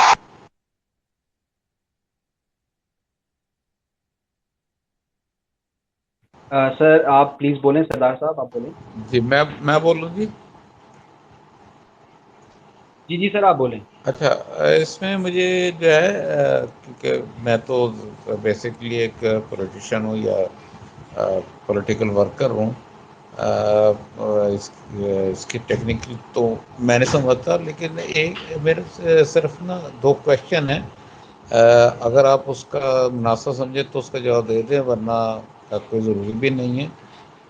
Number one ये कि ये J10C जो है, ये हमें कितनी तादाद में मिलेंगे और कब तक मिलेंगे, ठीक है जी। और दूसरी सवाल ज़रा मेरा थोड़ा सा क्रिटिकल है कि मैंने कहीं ये पढ़ा है कि J10C जो है इसको रिप्लेस किया जा रहा है, यानी F-16 को रिप्लेस किया जा रहा है। F-16 को साइड, मतलब वो कहते हैं ना साइड पे कर दिया जा रहा है और इसको लाया जा रहा है। क्या इसके पीछे ये तो नहीं वजह कि हम F-16 को इंडिया के खिलाफ यूज़ नहीं कर सकते, कोई हमारे साथ है अमेरिका का ओके माहिदा? सरदार साहब, आपका आपका क्वेश्चन मिल गया है, हमें मिल गया, और मैं हम चारों ही स्पीकर जो हैं इसका जवाब देंगे बारी बारी। एक एक एक अगर आप माइक म्यूट कर दें। एक मिनट नहीं, एक चीज और मैंने पूछी है, जो राफेल है, क्या फ्रांस का भी इस किस्म का कोई इंडिया से माहिदा है कि जो वो हम पे अटैक नहीं कर सकते हथियार उनका राफेल? ये क्वेश्चन है श्योर श्योर सर, मेरा जी।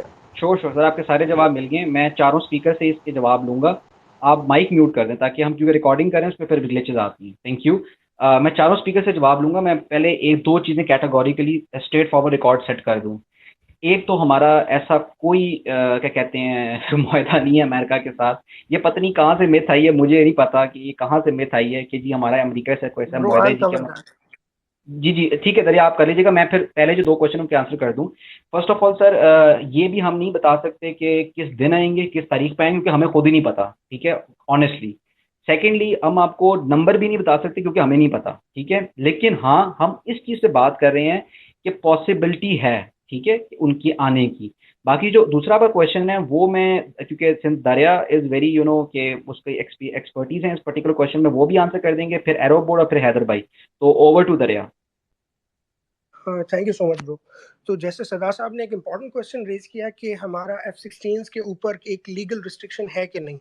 तो इस पर्टिकुलर चीज़ को कहा जाता है यूज़र एंड एग्रीमेंट। इसकी आपको सिविलियन डोमेन के अंदर भी बहुत सारी एग्जांपल्स मिल जाएंगी, सिंस कि मिलिट्री के जो हार्डवेयर की सेल परचेज होती है, इसकी जो पेमेंट्स होती हैं वो भी सिविलियन चैनल्स के थ्रू होती हैं। और आपके बहुत सारे डोमेन्स को ये चीज़ डायरेक्टली इफ़ेक्ट कर रही होती है, स्पेशली आपकी डिप्लोमेसी को। अगर हमने एक सर्टेन टाइम पीरियड के दौरान एक अच्छे नंबर में F-16 हासिल कर लिए, तो उस वक़्त हमारी उस कंट्री के साथ एक डिप्लोमैटिक इंटरेस्ट सेम थे। तो हम उस चीज़ को उस पर्टिकुलर वक़्त पे कैच कर पाए। अभी हमारे डिप्लोमैटिक इंटरेस्ट एक डिफरेंट एक्सेस पे चले गए हैं, दैट इज़ चाइना। और उस एक्सेस को कवर करने के लिए J-10s एक बहुत इंपॉर्टेंट चीज़ है। अगर हमें एक जनरेशनल अपग्रेड मिल रहा है तो व्हाई नॉट? बट इस चीज़ से हमारे F-16 इररेलेवेंट नहीं हो रहे। हमारे F-16 के लिए ये एक बहुत कॉमन मिथ थी कि हमारे जो F-16 हैं, हमें उन इजाज़त नहीं है कि हम उन F-16 को अपने ईस्टर्न सेक्टर पर डिप्लॉय कर सकें। बट ये चीज़ बहुत एविडेंटली हमने देखी कि हम F-16 ने किस तरह even during conventional stand offs on the eastern sector, F-16 ने अपने रोल को बहुत अच्छे से परफॉर्म किया। अपने एयर टू एयर रोल को उन्होंने बहुत अच्छे से एग्जीक्यूट किया। F-16 ने अपने एयर टू ग्राउंड रोल को बहुत अच्छे से एग्जीक्यूट किया during the war on terror. तो यूजर एंड एग्रीमेंट के मुताबिक अगर कुछ लोग क्लेम करते हैं कि हम अपने F-16 को नहीं कर सकते कुछ, तो सर जब 2019 के अंदर हमारे F-16 ने एमरैम्स फायर करके आईएएफ के एसेट्स को नुकसान पहुंचाया, तो उसके बाद अगर ये शिक एक्चुअली उस कॉन्ट्रैक्ट के अंदर रहती तो उसके लीगल कॉन्सिक्वेंसेस हो सकते थे। बट उस चीज़ हमें उस तरफ ऐसी कोई चीज़ नहीं हुई। रादर एक पॉजिटिव डेवलपमेंट ये हुई कि अमेरिका ने 125 मिलियन रुपीस का एक कॉन्ट्रैक्ट अप्रूव कर दिया, एक सपोर्ट का कॉन्ट्रैक्ट, जो कि अपने एक लोकल कंपनीज को कि हमारे F-16 के लिए वो सपोर्ट की चीज़ें प्रोवाइड कराएं, जिसमें ट्रेन स्टाफ और सपोर्ट इक्विपमेंट शामिल है। और उसके अलावा हमारी एक पर्टिकुलर पॉड है, उसका ANQ कोड तो मुझे इस वक्त याद नहीं है, but that is the lightning pod, जिसके अंदर लो लेवल नेविगेशन असिस्टेंस की कैपेबिलिटी है। यूएस हमारे F-16 को ये एक एडिशनल कैपेबिलिटी प्रोवाइड करा रहा है। और उसके अलावा जो प्रीवियसली भी हमारे पास F-16 के ऊपर कैपेबिलिटीज मौजूद है, दे आर रियली इंपॉर्टेंट और they are relevant. Those are relevant capabilities जो कि हमारे साथ इवन बियॉन्ड 2040 जाएंगी। तो F-16 are relevant till that time period. Over to Haider भाई। No no, over to aero board. Haider भाई अपने एंड में समाप्त कर लीजिएगा। Over to air board. अच्छा, ये बात दरिया भाई ने बिल्कुल सही की है कि एक यूज़र एंड एग्रीमेंट होती है। जो एग्रीमेंट साइंड है पाकिस्तान और यूनाइटेड स्टेट्स के दरमियान, उसमें बेसिकली मतलब ऑब्वियसली उसका एक बहुत लंबा टेक्स्ट है, इट्स वेरी कॉम्प्लिकेटेड। लेकिन जो बात कोट की जाती है वो ये है कि उसमें एक क्लॉज़ है, एक सर्टेन क्लॉज़ है कि हम इसको ऑफेंसिव रोल पे मतलब अटैक करने के लिए ना, फर्स्ट अटैक जिस तरह होता है, फर्स्ट स्ट्राइक, तो वो हम नहीं कर सकते। जो मतलब इट सीम्स रीज़नेबल इनफ कि वो अमेरिकन्स जो हैं वो इंडियंस के कहने पे इस तरह की कोई क्लॉज़ अंदर डाल दें। मगर as you saw on 27 Feb there are ways कि हम इस क्लॉज़ को स्कर्ट कर सकते हैं, इसको अवॉइड कर सकते हैं। तो उसमें ये है कि F-16s हम अपने डिफेंस के लिए यूज़ कर सकते हैं, बट नॉट ऑन ऑफेंसिव। अगर हम उन F-16s के ऊपर बॉम्ब्स लगा के किसी और कंट्री में बॉम्बिंग रन्स के लिए चले जाएं, so that would be a violation of that agreement. लेकिन अगर हम उसको अपने डिफेंस के लिए यूज़ करें, जिस तरह 27 फेब की यूज़ हुआ था कि इंडियन जेट्स ने पहले हमारी टेरिटरी के अंदर आने की कोशिश की थी and then they were shot down. तो ये क्लॉज़ तो है, लेकिन इसको बड़े आराम से अवॉइड किया जा सकता है। दूसरी बात, आप कह रहे थे कि J-10C की रिप्लेसमेंट सर ज़रूरी रिप्लेसमेंट नहीं होती। फोर्स स्ट्रक्चर के अंदर और एयरफोर्स के अंदर या किसी भी आर्म्ड फोर्सेस के अंदर, अगर आपके पास एक वैरायटी ऑफ प्लेटफॉर्म्स हों, एक वैरायटी ऑफ ऑफेंसिव प्लेटफॉर्म्स हों, जिस तरह जो F-16 है, obviously it gives us access to American air to air missiles, और J-10C है, it gives us access to eastern air to air missiles. तो जब एक वैरायटी ऑफ प्लेटफॉर्म्स होते हैं ना हमारे पास, तो it makes it harder for the enemy to formulate counter strategies for that कि हमने जो अगर कोई भी एयर वॉरफेयर का सिनेरियो है, so if they have just aim 120 is coming at them, so it's a simple situation. If they have just SD-10s or PL-15s coming at them, it's a simple situation. लेकिन if they have aim 120s western and eastern platforms, तो उन क्योंकि ये platforms inherently different हैं, so it forces the adversary कि ये अपनी उनकी जो काउंटर स्ट्रेटजी है उसको कॉम्प्लेक्स कर देती है, इट मेक्स इट हार्डर। तो ये हमारे फ़ायदे की बात है। दूसरा F-16, as they mention, they F-16 provide us with capabilities. Lockheed Martin और पाकिस्तान का एक बहुत बहुत लंबा और बहुत पुराना और एक बहुत स्ट्रॉन्ग ताल्लुक है, so that is not going anywhere.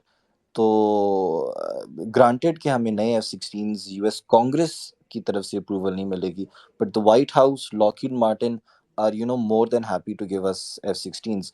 लेकिन as I am pretty sure बाकी पैनलिस्ट ने एक्सप्लेन कर दिया होगा, it is not in our interest to get more F-16s, क्योंकि हम we don't want to be overly reliant on an ally जो इतना रिस्पॉन्सिबल या ट्रस्टवर्दी नहीं है। तो I think that covers it up. Thank you so much एरोबोर्ड, आपने एक अच्छा जवाब दिया। मैं इसमें before moving towards Haider for this particular question, मैं इसमें एक और बात ऐड कर दूं। हमने जो यूज़र एग्रीमेंट की आपको बात बताई है, दरिया ने बताई है और एरोबोर्ड ने भी बताई है, एक्चुअली यूज़र एग्रीमेंट सारी ही कंट्रीज करती हैं। कोई भी कंट्री अपने प्लेटफॉर्म जो किसी को बेचती है वो नहीं चाहती कि उसके प्लेटफॉर्म की वजह से वॉर वेज हो। दो तरह की होती हैं, एक होता है अटैक, एक होता है डिफेंस। ठीक है, तो yes we can deploy F-16 in the defence. और एक मिथ और भी मैं बस्ट कर देता हूँ, सिंस काफ़ी अच्छी हेल्दी अटेंडेंस है। We shot down Indian IAF fighters MiG-21 and Su-30 MKI with the F-16। ठीक है, AMRAAM C5 जो है वो F-16 उठाता है। अब मुझे पता है कि बहुत से लोगों के दिमाग में ये क्वेश्चन आएगा, जी DGISPR ने कहा था कि जी हमने तो F-16 यूज़ नहीं किए। उन्होंने ये कहा था कि हमने इंडियन मिलिट्री टारगेट्स को अटैक करने के लिए F-16 यूज नहीं किए। ठीक है, तो interpretation is a very important thing. ठीक है, तो ये उन्होंने इस कॉन्टेक्स्ट में कहा था कि हमने अटैक करने के लिए यूज नहीं किए। और वैसे भी हमारे F-16 से ज्यादा बेहतर हमारे प्लेटफॉर्म है अटैक करने के लिए, जो कि मिराजेस और थंडर्स है। They carry more variety of weapon for the attack purposes. ठीक है, तो ये दो चीजें आप क्लियर कर लें। एक तो ये कि बहुत से लोग ये समझते हैं कि J-17 ने इंडिया के तैयारे शॉट डाउन किए थे, नहीं, F-16 ने शॉट डाउन किए थे। AM-120 C5 जो कि BBR मिसाइल है वो F-16 उठाते हैं। ठीक है, थंडर ने बॉम्ब किए थे इंडियन मिलिट्री टारगेट्स को, which is a brigade headquarter using range extension kit तकबीर bombs, ठीक है, जो कि 100 टेक्नोलॉजी है, TBC गाइडेड। तो ये चीज़ क्लियर कर लें। और फिर मैं बता रहा हूँ कि DGISPR ने ये कहा था कि हमने F-16 जो यूज़ नहीं किए वो इस कॉन्टेक्स्ट में नहीं किए कि हमने अटैक करने के लिए यूज़ नहीं किए, डिफेंसिव रोल पे F-16 ने ही शॉट डाउन किया है IAF फाइटर्स को। So this is what I wanted to add into it. One thing more के दुनिया के अंदर जब भी कोई मिलिट्री टू मिलिट्री कॉन्ट्रैक्ट होते हैं तो कोई भी मिलिट्री जो वेपन सेल कर रही होती है, कोई भी कंट्री जो वेपन सेल कर रही होती है, उसके टर्म्स एंड कंडीशंस यही होते हैं, ठीक है। ये standard international terms and condition है टू अवॉइड वॉर्स, ठीक है। लेकिन आपको पता ही है कि जो terms and condition written form में होते हैं और जो कि डिप्लॉयमेंट स्ट्रेटेजी होती है वो फर्क होती है। I won't go into the detail, but अगर आपको मैं एग्जांपल दे देता हूं कि पाकिस्तान ने नाइजीरिया को थंडर बेचे, ठीक है। पाकिस्तान कभी नहीं चाहेगा कि उसके थंडर से नाइजीरिया जो है वो सूडान पे वॉर जो है ना वो इम्पोज कर दे, ठीक है। तो उधर भी ये यूजर एग्रीमेंट लगा हुआ होगा, ठीक है। बट ऑब्वियसली सेल टैक्टिक्स और the sale techniques and terms and agreements are different and operational and deployment tactics are different, ठीक है। ओवर टू अच्छा, हैदर। इसमें इसमें I am so sorry Haider भाई, मैं एक चीज़ बस वेरी इंपॉर्टेंट कि इसमें पाकिस्तान में लोगों में बहुत कंफ्यूजन होती है। जो ऑपरेशन स्विफ्ट रिटॉर्ट है वो 6 एयर स्ट्राइक्स हैं जो थंडर्स और मिराजेस ने किए थे, that is operation Swift retort. उसके पीछे जो हुआ, उसके बाद जो हुआ, that is not part of operation Swift retort. वो उसका रिस्पांस था, वो आए नहीं आए जो भी हुआ, उन्होंने अपना हेलीकॉप्टर गिरा दिया या वो 6 एयर स्ट्राइक्स थे, दैट इज इट। अच्छा यार, एज मतलब कि यूजर एग्रीमेंट पर काफी ज्यादा बात हो गई है। आई वुड गो के मतलब कि रिप्लेसमेंट हो रही है F-16 की कि नहीं। सर फॉर योर इन्फॉर्मेशन और फॉर आवर ऑडियंस इन्फॉर्मेशन, जो हमारे F-16 ब्लॉक 52 प्लस है ना, these are the most advance F-16 in its category, ठीक है। हमारे पास जो वेरिएंट हम यूज कर रहे हैं ये अमेरिकन एयरफोर्स भी नहीं यूज कर रही है। तो हमने इसी स्टैंडर्ड पे जो है अपने दूसरे F-16 जो है ना MLU वो अपग्रेड किए हुए हैं। ऑल इन ऑल मतलब कि ये जो है 62 प्लेटफॉर्म्स ऐसे हैं कि जो मोस्ट अपग्रेडेड वर्जन है अपनी कैटेगरी में ब्लॉक 52 के, ठीक है। तो J10C is a good addition, लेकिन whenever there will be need, अगर आज भी आप जो है अपने F-16 ब्लॉक 52 को जो है किसी एवेक्स के साथ अच्छा एम्प्लॉय करते हो तो ये राफेल को जो है 1-on-1 कैरी कर सकता है, ठीक है।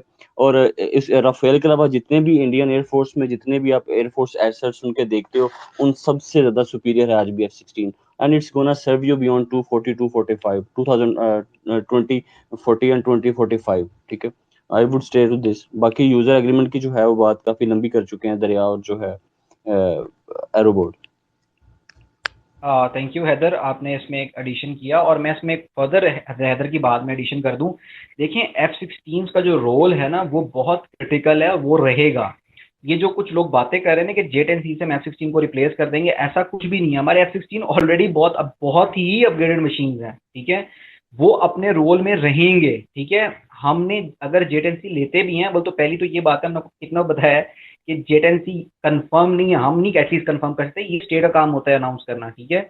F-16 को रिप्लेस कोई नहीं कर सकता। बहुत से लोग ये कहते हैं कि ब्लॉक 3, मतलब बहुत से लोग यानी कि जो ट्विटर पे बैठी हुई है वहां में वो ये समझ रही होती है कि ब्लॉक 3 F-16 को रिप्लेस कर देगा, नहीं कर सकता। F-16 का अपना एक रोल है, हर जहाज का अपना एक रोल होता है। आप देख लें Mirage, despite serving PF for more than 50 years, आज तक मिराज का रोल कोई नहीं ले सकता, ठीक है। हमने उसको इतना अपग्रेड किया हुआ है उसके स्पेशलाइज रोल के अंदर कि उसका अपना रोल एक एग्जिस्ट करता है, ठीक है। तो जो रिप्लेस होने वाले जहाज हैं, मैं अभी आपको बताता हूँ ताकि ये कंफ्यूजन भी दूर हो जाए। अगर कुछ भी रिप्लेस होगा ना तो F-7 रिप्लेस होंगे, ठीक है, क्योंकि F-7 have served a lot and it's time उनको रिटायर किया जाए। लेकिन उसके अंदर भी PG नहीं रिप्लेस होंगे, F-7 PG नहीं होंगे, सिंपल F-7P होंगे, ठीक है। क्योंकि दोनों में बहुत फर्क है। PGs जो हैं are the F-7s which were basically ordered by PF according to the requirements of Pakistan, and they have a lot of differences with the P edition, ठीक है। PG अलग है, P अलग है, ठीक है। तो ये चीजें क्रिटिकल होती हैं, इनको समझने के लिए थोड़ा सा आपको डीप स्टडी करना पड़ता है। और एक मैं आपको चीज और बता दूं, जब भी आप किसी का एनालिसिस सुने ना, ट्विटर पे सुने, यूट्यूब पे सुने, फेसबुक पे पढ़े, आप उनको थोड़ा सा खुद भी सेल्फ एनालाइज किया करें कि यार ये बंदा जो बात कर रहा है कुछ सेंस बन रही है इस बात की। उसकी रीजन पता है क्या है? उसकी रीजन ये है कि बहुत से लोग बहुत सी बातें कर जाते हैं, लेकिन उनको उसकी इम्प्लीकेशंस नहीं पता होते, उनको ये नहीं पता होता कि वो कितनी मिस इन्फॉर्मेशन फैला रहे हैं, ठीक है। तो थोड़ा सा खुद भी एक चीज़ को स्टडी किया करें। F-16 की जो कैपेबिलिटीज़ हैं, जिस तरह के हैदर ने बताई 52 ब्लॉक की, या जो हमारे EMLU बर्ड्स हैं, they are very superior capabilities, ठीक है, and no one can beat the F-16, ठीक है। Still F-16 rules the skies of the South Asia at least, ठीक है। और यही वजह है कि आज तक जो US है वो भी F-16 यूज कर रहा है, ठीक है। तो ये बहुत एक आप कह लें कि आई वुड से कि ये चाइल्डिश बात है ये करना, अगर कोई एनालिस्ट ये कर रहा है कि जी F-16 J-10C से रिप्लेस हो जाएंगे, ऐसा नहीं होने वाला। F-16 still holds its position and has a very critical role in PAF, ठीक है। अब इसकी मैं आपको प्राइम एग्जांपल दोबारा एक कोट कर देता हूँ कि मिराजेस आज तक PF यूज कर रही है, कोई तो वजह है ना मिराजेस यूज कर रही है, ठीक है। कहने को तो मिराजेस 3rd जनरेशन के फाइटर्स हैं, लेकिन वो यूज हो रहे हैं, उनका एक स्पेशल रोल है। तो रोल के ऊपर जहाज को रखा या डीकमीशन किया जाता है। तो और ये टोटली सोलली जो होता है ये फोर्स पे डिपेंड करता है कि वो क्या समझती है, ठीक है। तो obviously F-16 will hold their position and they keep playing their part beyond 2040, or maybe in 2050 we will see F-16s in Pakistan Air Force, and even in 2040 we'll be seeing F-16 in US Air Force as well. So you can understand कि अगर US use कर रहा है 2040 तक F-16s को, तो कितना critical, कितना इंपॉर्टेंट कंपोनेंट होगा, कितना इंपॉर्टेंट मशीन होगी। Over to Blackbird. On a lighter note यार, अभी 498 इमरान भी तो पड़े में यूज करने हैं कि नहीं करने हैं? Exactly. Over to Heather. Over to Blackbird. Thank you so much. Now we'll be taking the next question. The floor I'm giving to is Mohammad Hamza. Mohammad Hamza, you have the floor. Please ask the question. In Pakistan Strategic Forum, I would request you to check your inbox. Thank you.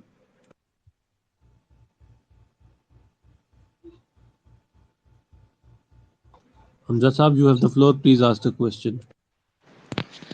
मेरी आवाज़ clear है?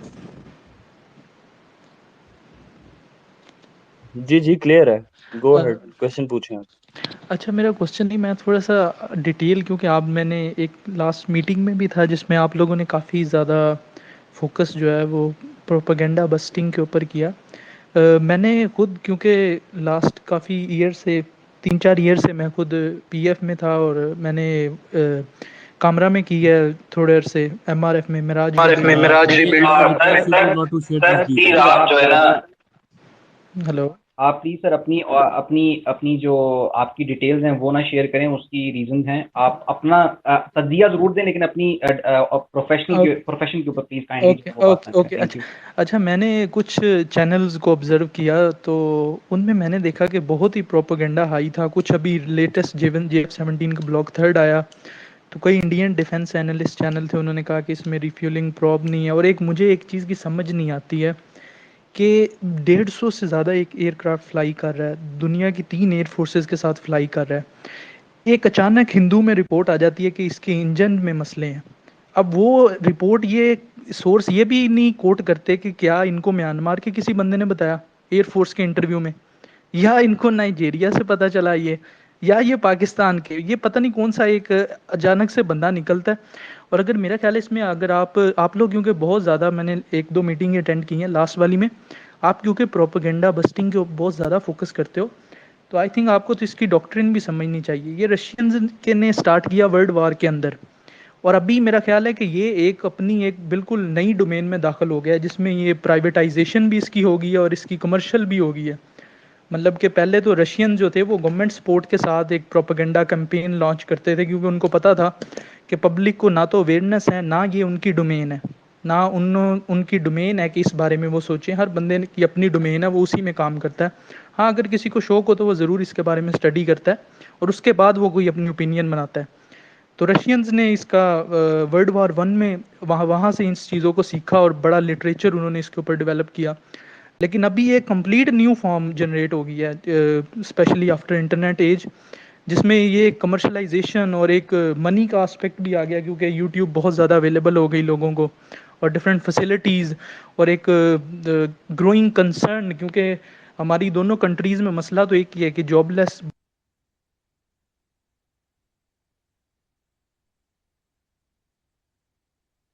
आई think so Mohammad भाई drop हो गए हैं। No problem Mohammad, आपका काफ़ी हद तक क्वेश्चन मुझे समझ आ गया है, मैं सबसे ओपिनियन लूँगा। बट मैं आपको ये बता दूं कि PSF was the I think so only forum जिसने ना सिर्फ इस प्रोपेगेंडा को बस्ट किया बल्कि we got to the roots of this propaganda. Actually the issue was कि Pakistan was news was coming that Pakistan is China is pitching J-17 Thunder to Argentina. ठीक है, सो उधर से ये प्रोपेगेंडा शुरू हुआ. क्योंकि देखें असल में इसमें इशू ये आता है कि अब मसला ये है कि हमारी तादाद कम है, हमारी आबादी कम है. ठीक है, ऑब्वियसली अगर हमारी 22 करोड़ आबादी है, 25 करोड़ आबादी है, तो 5-6 करोड़ लोग ट्विटर पे या फेसबुक पे होंगे. मैं बहुत रफ एस्टीमेट बता रहा हूँ, मैं आपको सिर्फ बता रहा हूँ कि प्रॉब्लम क्या है. लेकिन उसके मुकाबले में एक तरफ 1 अरब आबादी है. 1 अरब आबादी में से अगर 50 करोड़ भी ट्विटर पे फेसबुक पे हैं तो obviously you have to counter more than at least 7-8 times more people. ठीक है, तो हमने इसके ऊपर बिल्कुल आर्टिकल्स भी लिखे, हमने इस पे वीडियोस भी बनाई, हमने इस पे स्पेसेस भी किए और हमने मतलब भी बताया कि ये क्यों कर रहे हैं प्रोपेगेंडा. तो एक्चुअली देखें प्रोपेगेंडा जो है ना, मैं उस समझता हूँ क्योंकि since I have been the student of propaganda and I studied propaganda a lot in detail. Propaganda की अगर कोई बेस ना हो ना तो प्रोपेगेंडा भी नहीं चल सकता. ठीक है, प्रोपेगेंडा तभी स्टार्ट किया जा सकता है जब उसकी कोई बेस हो. If we talk about the JF-17 Thunder, Thunder is a proven machine. We have 130 in numbers which are serving the Pakistan Air Force, and we have 2 export customers and many more to come. So the point is कि अब Indian का मसला ये है कि उन्होंने criticise करना ही करना है. ठीक है, क्यों करना है? क्योंकि उनका अपना तेजस जो है वो कामयाब नहीं हो सका. ठीक है, तो उन्हें क्रिटिसाइज करना ही करना है. द बेस्ट थिंग इज कि जब आपको इस तरह की कोई चीज़ मिले, ऐसा कोई कंटेंट मिले और ऐसा कोई आपको आर्टिकल नजर आए जिसके अंदर वो खामा-खाई का एलिगेशन लगा रहे हो, तो उसको आप काउंटर करें. ठीक है, क्योंकि देखें अगर एयरक्राफ्ट इसमें किसी एयरक्राफ्ट में भी इस तरह के मसले होते हैं तो वो एक्सपोर्ट नहीं हो सकता. ठीक है, और we have a lot of export potential export customers and right now we exporting as JF-17 Thunder. एक और चीज़ मैं इसमें ऐड कर दूं जो कि अक्सर ये इंडियंस ये क्लेम कर रहे होते हैं कि JF-17 थंडर चाइना ने क्यों नहीं खरीदा. भाई उनको उसकी जरूरत ही नहीं है. Thunder was designed in the collaboration of CAC, not the PLAF. PLAF is the Chinese Air Force. CAC is the institution, ठीक है, जिसके साथ PAC ने मिलके थंडर को डिजाइन किया. ठीक है, तो पॉइंट ये है कि उनको इसकी रिक्वायरमेंट ही नहीं है. They already have J-15, J-16, J-11 and J-10C, and they have a lot. They have big armada of F-7 as well, and they have very upgraded one F-7. तो पॉइंट ये है कि उनको इसकी जरूरत नहीं है. तो इस प्रोपेगेंडा की वो भी वहां से भी वो इसको रेफरेंस लेते हैं कि जी क्योंकि चाइना ने तो लिया नहीं. चाइना का काम वो जहाज लेना नहीं था. CAC ने PAC के साथ मिलके ये थंडर का प्रोजेक्ट जो था वो किया और for the Pakistan air force requirements किया. ठीक है, वो एक अलग बात है कि it was a very successful project जिसकी वजह से उसको मल्टीपल कंट्रीज ने भी लिया और हम देख रहे हैं कि कितने पोटेंशियल उसके कस्टमर्स हमें नजर आ रहे हैं in future, जिसमें mainly you can name them Argentina, and you will see some other African countries as well, and you will see extent of order from Nigeria as well. So ये चीज़ें अब ये propaganda है, we try to counter it. हर बंदे इसको counter करने की कोशिश करे. बट मैं आपको ये बता दूं कि इसका कोई खास इम्पैक्ट नहीं होने वाला इस प्रोपेगेंडा का. ठीक है, क्योंकि दुनिया की कोई भी जो एयरफोर्स होती है ना वो इस तरह के प्रोपेगेंडा के ऊपर नहीं जाती है. वो खुद टेस्ट एंड ट्रायल करते हैं, खुद ही एवेलुएट करते हैं और फिर पता चलता है चीज़ों का. तो अगर मैं काउंटर आर्गुमेंट दे सकता हूँ आपको. काउंटर आर्गुमेंट ये है कि अगर आपने सक्सेस देखना है किसी एयरक्राफ्ट का तो आप ये देख लें कि थंडर कहाँ पे खड़ा हुआ है आज और तेजस कहाँ पे खड़ा हुआ है. तो आपको अंदाजा हो जाएगा कि कौन सा सक्सेसफुल प्रोजेक्ट है और कौन सा अनसक्सेसफुल प्रोजेक्ट है. और मैं आपको मल्टीपल इंडियन एनालिस्ट भी कोट कर देता हूँ जो कि इस बात को एक्सेप्ट करते हैं कि Thunder is a very successful project. Mainly Abhijit Iyer Mishra, Praveen Sawant and 2-3 ex chief of Indian Air Force. So this is a propaganda. Don't fall for it and try to counter as much as possible. I would like to दरिया और हैदर भी इसमें addition करें और अगर Blackbird भी addition करना चाहते हैं तो वो भी इसमें एडिशन कर दें. Thank you.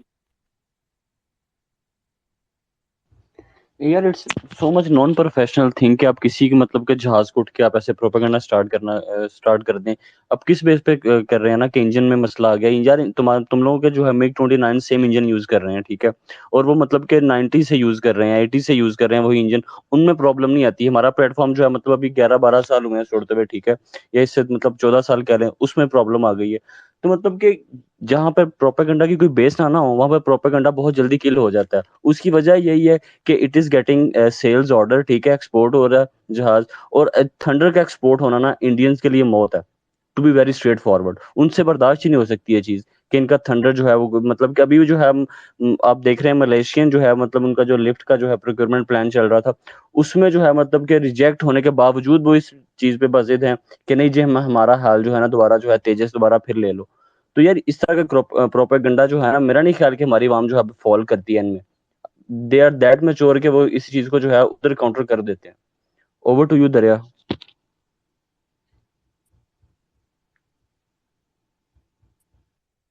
दरिया हमारे साथ अवेलेबल हैं या दरिया ड्रॉप हो गए? जस्ट हमारे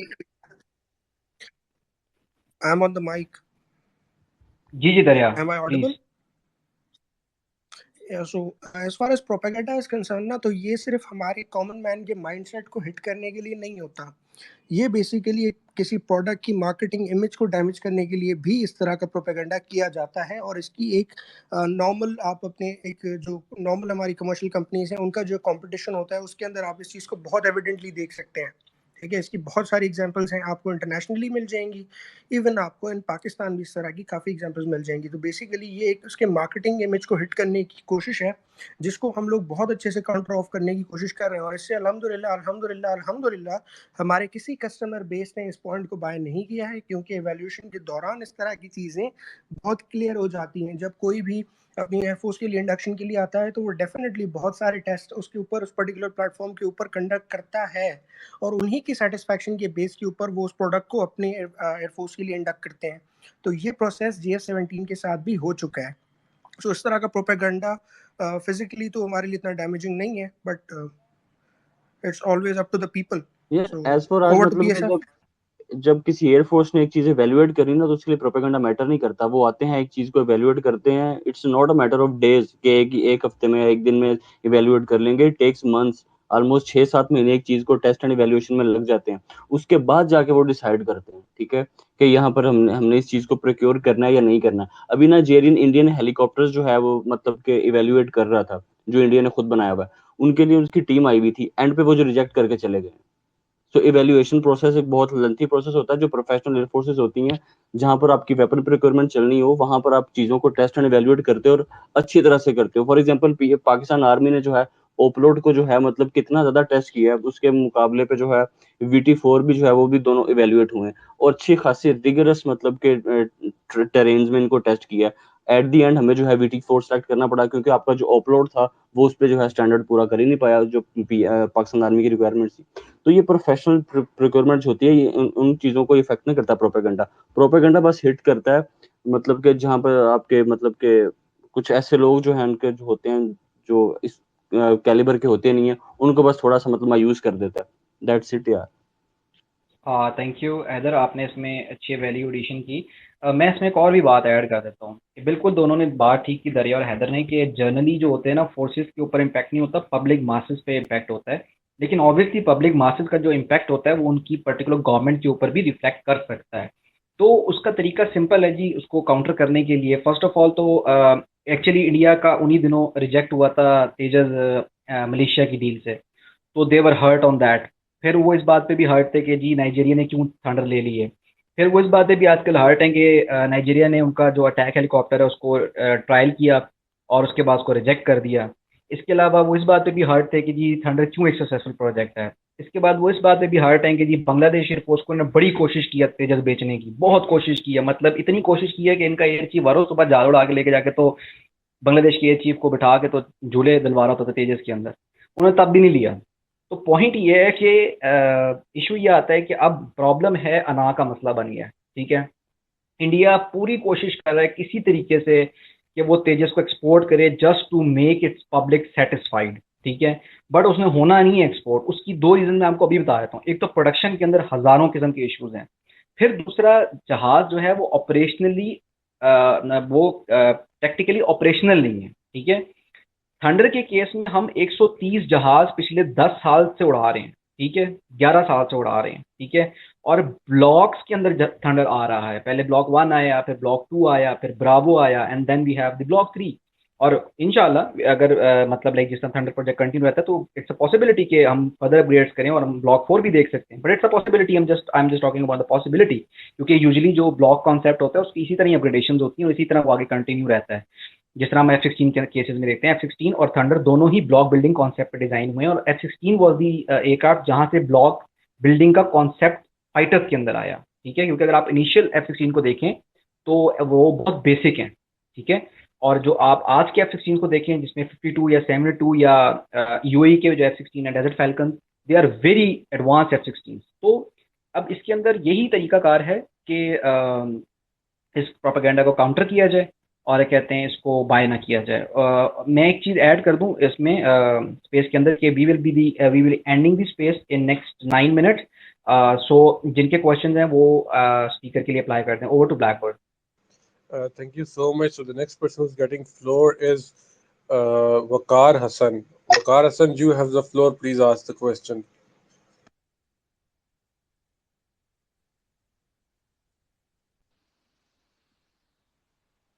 Hello? Can you guys hear me? Yes, yes. Go on. यार जब ये आप लोग माइक ऑन करते हो ना तो उस वक्त फिर लैग होता है थोड़ा सा। I can't here anybody. Yes, sir, we आपको can वकार hear भाई you. मेरी आवाज आ रही है? अब आइए। ओके, अस्सलाम वालेकुम भाई। Hope everyone is well. It's always good time जब भी मैं इधर आता हूँ। बड़े मजे की कॉन्वर्सेशन हो रही होती है और बड़ा मजा आता है, तो thank you for holding the space. अच्छा, मेरा एक ही क्वेश्चन है छोटा सा कि यार अगर तो कोई ऐसा ऑफेंसिव इंडिया लॉन्च करता है जिसमें वो पता नहीं अभी तक वो ऑपरेशनल हुए हैं रफाल उनके के नहीं हुए, लेकिन अगर वो कोई आते हैं तो उसके लिए अगर आप लोगों को पता है कि कोई पीएफ की काउंटर स्ट्रेटजी क्या है कि अगर रफाल आता है तो उसके अगेंस्ट आप क्या क्या करते हो? Thank you very much. Thank you Waqar भाई। मैं Sir, I इसका would say answer that. Haider से दूंगा। जी जी हैदर भाई, मैं आपसे लेता हूँ आंसर इसका। मैं एक चीज़ में ऐड कर दूं just on a lighter note. देखें, एक ज़माना था जब इंडिया जो था ना इस बात पे चेस्ट थम्पिंग करता कि वी हैव मिराज 2000। बहुत चेस्ट थम्पिंग होती थी इंडिया की तरफ से कि जी वी हैव मिराज 2000। वो भी हमने किल कर दिया। फिर एक ज़माने में मिग 29 का बहुत उनको था कि वी हैव मिग 29। फिर एक ज़माना आया कि उनको सुकोई 30 का बहुत था कि सुकोई वी हैव सुकोई 30 और is the raptor of the east और पता नहीं क्या कुछ उसको वो कह रहे थे। सब किल कर दिया, सब कुछ खत्म हो गया, ठीक है। और आजकल उनको रफेल का बहुत जो है वो जुनून सवार है। तो हम ऑपरेशनल प्लान ना हमें पता है ना हम उसको डिस्कस कर सकते हैं, लेकिन द पॉइंट इज कि ऑब्वियसली काउंटर्स अवेलेबल होते हैं, ठीक है। और क्या कहते हैं इसको काउंटर किया जाता है। डिटेल आंसर पहले हैदर दे दें फिर दरिया दे दें ताकि आपको जो है एक डिटेल आंसर मिल जाए, but don't go into the operational details of these squadrons. Thank you. Sir, जो आजकल की मतलब के टुडेज वॉरफेयर है ना, इसमें एम्प्लॉयमेंट आपकी सिंगल एसेट के तौर पर नहीं हो सकती है। I have said it many time कि आपका अकेला रफेल आके कुछ भी नहीं कर सकेगा, ठीक है। जब तक वो किसी जो है दूसरे मतलब के एसेट्स के साथ मतलब लिंक नहीं है या उसको किसी तरह से गाइडेंस नहीं मिल रही, जस्ट लाइक एवेक्स। तो जो पीएफ की जो एम्प्लॉयमेंट है ना वो इस तरह से है कि पीएफ सिंगल एसेट जो है वो इस पे बिलीव पे जो है काम ही नहीं करती है। PF employees itself as a group. PF is a group who can communicate, ठीक है, जो कम्युनिकेट करके जो है प्रोसीड करते हैं और अपने थ्रेट को वहीं पे किल कर देते हैं। That's all from my side. Over to Dariya. Thank you bro. तो ब्रो जहाँ तक एक एम्प्लॉयमेंट की बात है ना, अगर इंडिया फॉर एग्जांपल रफाल्स को हमारे खिलाफ किसी ऑफेंसिव कार्रवाई के ऊपर एम्प्लॉय करता है या फिर हम अपनी तरफ से किसी प्लेटफॉर्म को एम्प्लॉय करते हैं या हम किसी तरीके से अपने प्रीवियस प्लेटफॉर्म्स के साथ कोई चीज़ फॉर्मुलेट करके अगर हम उस थ्रेट को काउंटर करने की कोशिश करते हैं, तो इस तरह के मामलात में there is nothing predictable. There is nothing predictable.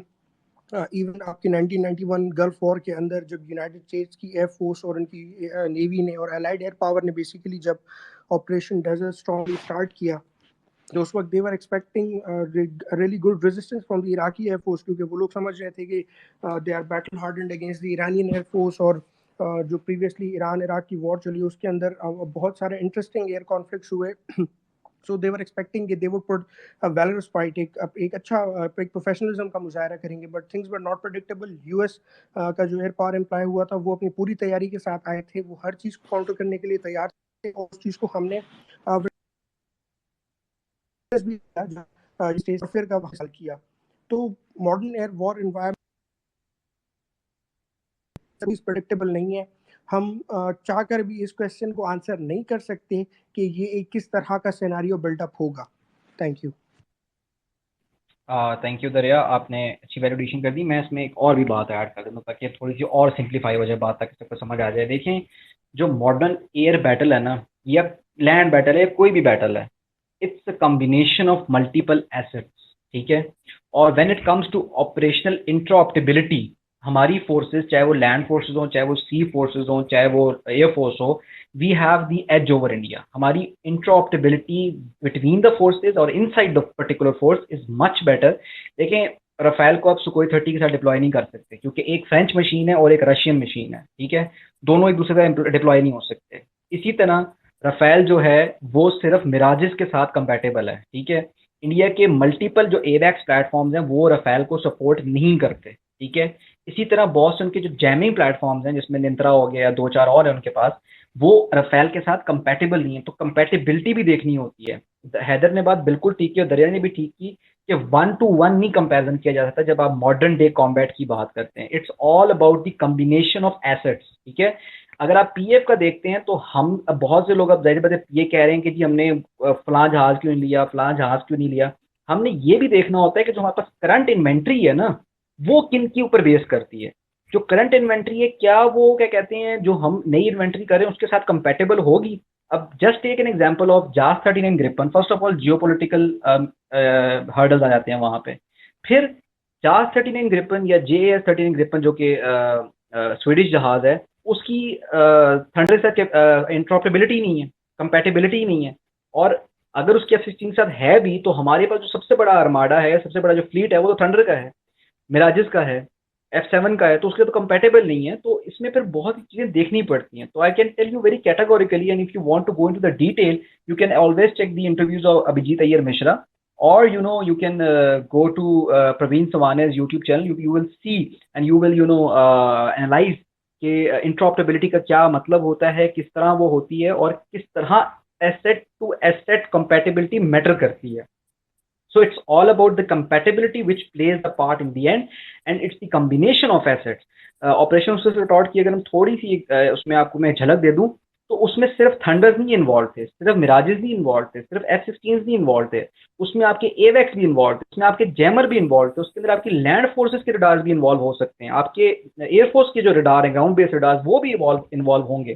तब जाके वो एक छोटा एक ऑपरेशन एग्जीक्यूट हुआ है, ठीक है। तो ये चीजें मल्टीपल कॉम्बिनेशन और the compatibility of multiple equipment के ऊपर डिपेंड करती है। It's not about the one asset only, which is in our case, in our adversaries case Rafale. Blackbird आखिरी क्वेश्चन ले, उसके बाद we will wind up the space. Sure. So the last person who will get lucky is किसको ले? Just a second. Randomly ले लूं या order में ही रखूं? क्या ख्याल है पाकिस्तान स्ट्रेटेजिक फोरम? सर आप जो हमारा एक क्राइटेरिया है, ठीक है, ऑर्डर में ही लेते हैं। Moazzam Ali, you have the floor. Please ask the question.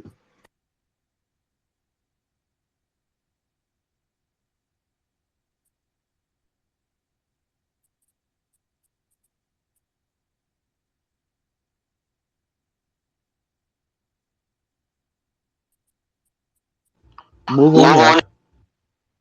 Maujam sahab नहीं है तो फिर आगे मूव करते हैं। मौजम साहब, अगर आप मुझे सुन सकते हैं तो काइंडली अनम्यूट करके बोले, वरना I have to move on.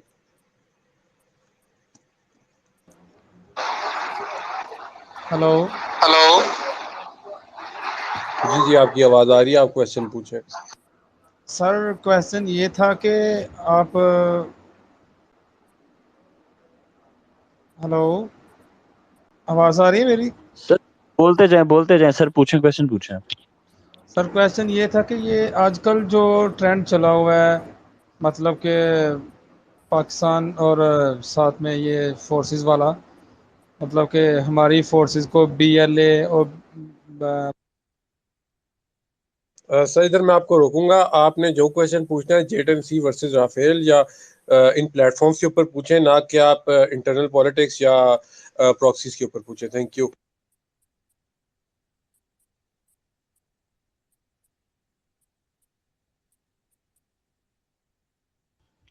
अब मौजूम नेक्स्ट भाई क्वेश्चन आपका ले लो। माइक म्यूट हुआ हुआ है, आपका माइक म्यूट हुआ हुआ है, अगर आप अनम्यूट करके बोलेंगे तो, और टॉपिक से रेलेवेंट क्वेश्चन पूछिएगा, क्योंकि हम इस वक्त इस टॉपिक को डिस्कस कर रहे हैं और ये स्पेस हम रिकॉर्ड कर रहे हैं, तो इसके टॉपिक से रेलेवेंट पूछिएगा अनम्यूट करके। Thank you. अब ब्लैक बर्ड मूव फॉरवर्ड यार, मेरा ख्याल है सर का कोई कनेक्शन का इशू है। Sure. The next person who's getting the floor is Falcon Azam. Falcon Azam, you have the floor. Please ask the question.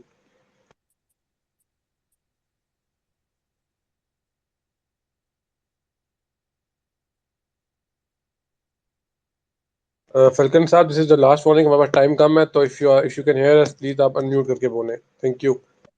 आवाज आ रही सर मेरी? अब जी आवाज आ रही है आपकी, बोलें. सर मेरा क्वेश्चन ये है कि J10C और अपना JF-17 ब्लॉक 3 इसके रफाल के स्पेक्ट्रा को कैसे टैकल कर सकता है? थैंक यू फैल्कन भाई, आपका अच्छा सवाल है। मैं ऑब्वियसली एक्सपर्ट ओपिनियन तो दरिया और हैदर से लूँगा। देखिए सर, ये तो बड़ी कॉमन बात है कि ऑब्वियसली अगर ये एसेट्स हमारे पास हैं तो इनके पास काउंटर स्ट्रेटजी होगी। फॉर अ स्टार्टर मैं आपको बता देता हूँ कि answer to if talking about Rafale Spectra is KG-600 और KG-800। ठीक है, तो डिटेल में हम जवाब ले लेते हैं पहले दरिया से और फिर हैदर से, और फिर हम क्योंकि उसके बाद हमें स्पेस एंड करनी है। ओवर टू दरिया।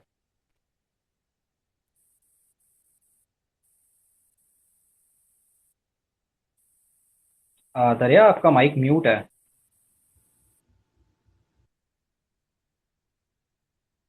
यार मैं बोलता हूँ, ठीक है, जो स्पेक्ट्रा है ना वो उसका इलेक्ट्रॉनिक वारफेयर सूट, वो उसको ओके ओके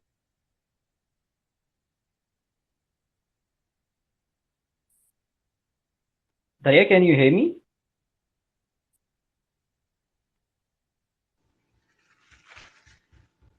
हैदर आप फिर जवाब दे दें, दरिया मेरे ख्याल में यार कनेक्शन का इशू है। स्पेक्ट्रा जो है ना वो उसके डिफेंसिव काउंटरमेजर्स के लिए यूज होता है। ठीक है, वो मतलब अपने काउंटरमेजर्स अप्लाई करता है जब उसको खतरा हो सैम से या किसी इनकमिंग मिसाइल से।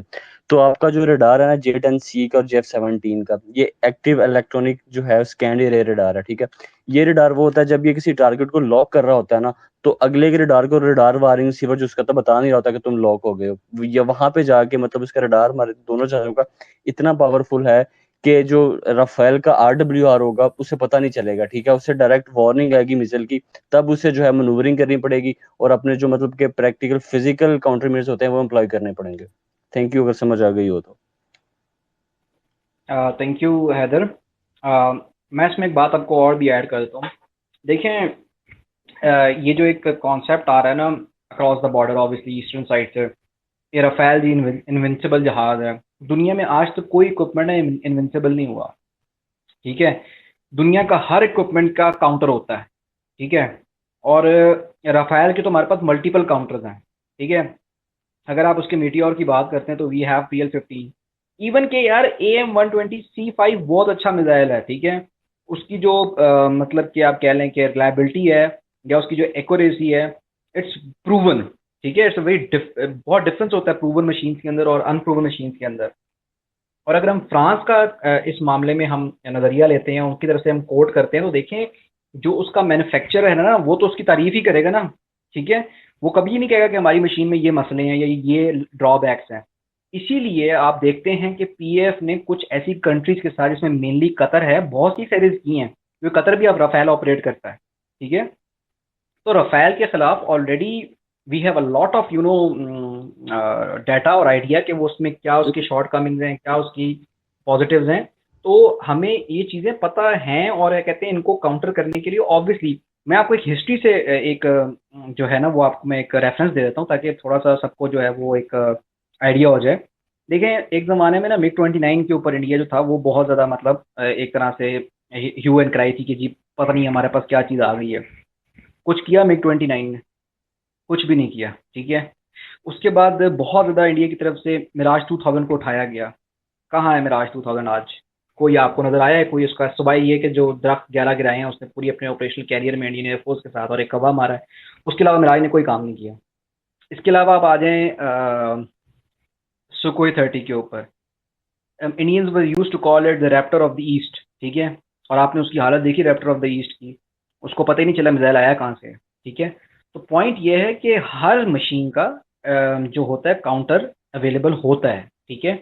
तो राफेल जिस तरह के बहुत से लोग ऑब्वियसली हमारे ईस्टर्न नेबर्स का दे से कि जी ये जो है वो एक ऐसी चीज़ है जिसका कोई काउंटर ही नहीं है, इनविंसिबल मशीन है, ऐसा कुछ भी नहीं है, कैटेगोरिकली टेलिंग यू। और since I study aviation in detail, तो यूरोफाइटर टाइफून इससे कई दर्जे बेहतर जहाज है रैप्टर से, ओ सॉरी राफेल से, ठीक है। इट्स वे वे बेटर, ठीक है। तो पॉइंट ये है कि कोई भी चीज़ दुनिया में जो है ना वो इनविंसिबल नहीं होती। सो रिलैक्स चिल, ठीक है। Over to Haider if you want to add some points into it. नहीं मतलब कि यार जो है पॉइंट पहले ही ऐड कर चुके हैं, अब वांडा की तरफ जाना चाहिए। At last but the not least मैं यही बात कहूंगा कि मतलब रिलैक्स हो जाए यार, PF will give bloody nose again, ठीक है। अब राफेल को लेके जो है मतलब मैं उसे जो है उसी चीज पे रेट करूंगा कि block 52 and Rafale these are head to head machines. मैं ब्लॉक 52 को उससे लेस रेट करता ही नहीं हूँ, because they are the most modified machines of South Asia. और राफेल ने तो भी डिप्लॉय होना है, और जब तक वो डिप्लॉय होंगे तब तक हमारा जो है ब्लॉक 3 भी फ्लाई कर रहा होगा, क्योंकि उससे डिप्लॉयमेंट की जरूरत पड़ेगी नहीं, उसने कोई टाइम नहीं लेना, उसने आगे सिर्फ सिस्टम में मर्ज हो जाना और फ्लाई करना स्टार्ट कर देना। कोई उसके लिए स्पेशल कन्वर्जन नहीं करनी पड़ेगी पायलट्स के लिए, कोई टेक्निकल स्टाफ को कोई एक्स्ट्रा एफर्ट नहीं करनी पड़ेगी। हाँ J-10C के लिए करनी पड़ेगी, उसके लिए थोड़ा समय 1-2 साल लगेंगे, लेकिन जब तक वो राफेल को जो है इस काबिल करेंगे ना कि वो किसी जो है वार में कॉम्बैट जो है सिनेरियो में डिप्लॉय हो सके, तब तक हमारी इतनी एक्सपर्टीज हो चुकी होंगी कि राफेल को जो है इजीली हैंडल कर लिया जाएगा। आई थैंक यू हैदर, क्या आप आए। आई थैंक यू दरिया आए, और आई थिंक सो उनकी लाइन ड्रॉप होगी, तुमको जाना पड़ा। I thank Aeroboard, I and specially thank DCS World Pakistan. जिन लोगों को नहीं पता, हैदर भाई हमारे एयरबोर्ड के हेड हैं और बहुत सीनियर मेंबर हैं पाकिस्तान स्ट्रेटेजिक फोरम के। दरिया is a head editor of S of PAF, ठीक है, सभी को पता है एस ऑफ PAF के बारे में। दरिया is the head editor of S of PAF and a senior member and founding member of S of PAF। इसके अलावा DCS वर्ल्ड पाकिस्तान, आप उनको जाके चेक करें, उनके यूट्यूब चैनल को लाजमी सब्सक्राइब करें, और ये कहते हैं उनके ट्विटर को भी देखें, DCS वर्ल्ड पाकिस्तान। इसके अलावा अगर आपको कोई क्वेश्चन है, यू कैन ऑलवेज इनबॉक्स अस और कमेंट। आप मुझे PSF के मेन अकाउंट पे इनबॉक्स भी कर सकते हैं, या कमेंट कर दें, या हैदर को कर दें, या ब्लैकबर्ड को कर दें, या आप हमें ईमेल भी कर सकते हैं। इसके अलावा अगर आपका फिर भी कोई क्वेश्चन रह जाता है और आपको डिटेल में स्टडी करनी है, you can always go to our website which is parkstrategic.com, parkstrategic.com, ठीक है। आप उस पर जाके भी स्टडी कर सकते हैं। Last but not the least, अगर आपको आर्टिकल्स पढ़ने में मज़ा नहीं आता, क्योंकि बहुत से लोग होते हैं उनको आर्टिकल्स या स्टडी करने का इतना शौक नहीं होता, इतना मज़ा नहीं आ रहा होता, तो you can always go to our YouTube channel which is Pakistan strategic Forum. उसके ऊपर जाएं, उसके ऊपर बहुत इन्फॉर्मेटिव वीडियोस हम अपलोड करते हैं, और ये स्पेस भी हम रिकॉर्ड कर रहे हैं, इसको भी जो है हम यूट्यूब चैनल पे अपने अपलोड करेंगे। सो आप हमारे यूट्यूब चैनल पे भी जा सकते हैं, उसको जाके काइंडली सब्सक्राइब करें, ठीक है, क्योंकि हम इस वक्त यूट्यूब चैनल को बहुत ज़्यादा एक्टिव करने के लिए हमने एक स्ट्रैटेजी बनाई है, और you will see our YouTube channel to be alive again, because I understand कि 3 महीने हमने उस पर कुछ भी अपलोड नहीं किया था ड्यू टू सर्टेन फैक्टर्स, हम किसी चीज़ पे और काम कर रहे थे, बट अभी हम जो है यूट्यूब को भी बहुत ज़्यादा एक्टिव करेंगे। Last but not the least, if you have any question, we keep doing the spaces, but हमारी सिर्फ कोशिश ये होती है कि स्पेसेस का जो टॉपिक है उसी से रहे, क्योंकि हम रिकॉर्ड कर रहे होते हैं। आखिर में मैं यही कहूँगा कि कोरोना के SOPs पे अमल जारी रखें जी, ठीक है, और get yourself vaccinated and don't fall for the propaganda against the vaccine, ठीक है। I know there is a lot of propaganda going on, but don't fall for it. Last but not the least, always remember faith, unity and discipline, because these 3 things will make Pakistan rise and shine inshallah in future. I thank you all, and over to Blackbird for his closing remarks. Thank you so much, everyone. I really appreciate your participation. It encourages us to bring more topics, और हम ये sessions बार बार करते रहें। मुझे पता है बहुत से लोगों के क्वेश्चंस के मैंने आंसर नहीं किए, हमारे जो स्पीकर्स उन्होंने आंसर नहीं किए, उनको हम नहीं ले सके on board due to time constraints, क्योंकि हम लोग भी पूरा दिन काम करके इस टाइम तक बिल्कुल थके हुए होते हैं। I am extremely sorry. इंशाल्लाह ये सेशंस की सीरीज क्वेश्चन इनबॉक्स में ले लें। श्योर, आप लोगों के जितने भी क्वेश्चन हैं आप लोग हमें इनबॉक्स कर दें, पाकिस्तान स्ट्रेटेजिक फोरम को कर दें, हैदर भाई को कर दें, या मुझे कर दें। We will answer all your questions as soon as possible. Thank you so much everyone, take care, अल्लाह हाफिज, पाकिस्तान जिंदाबाद।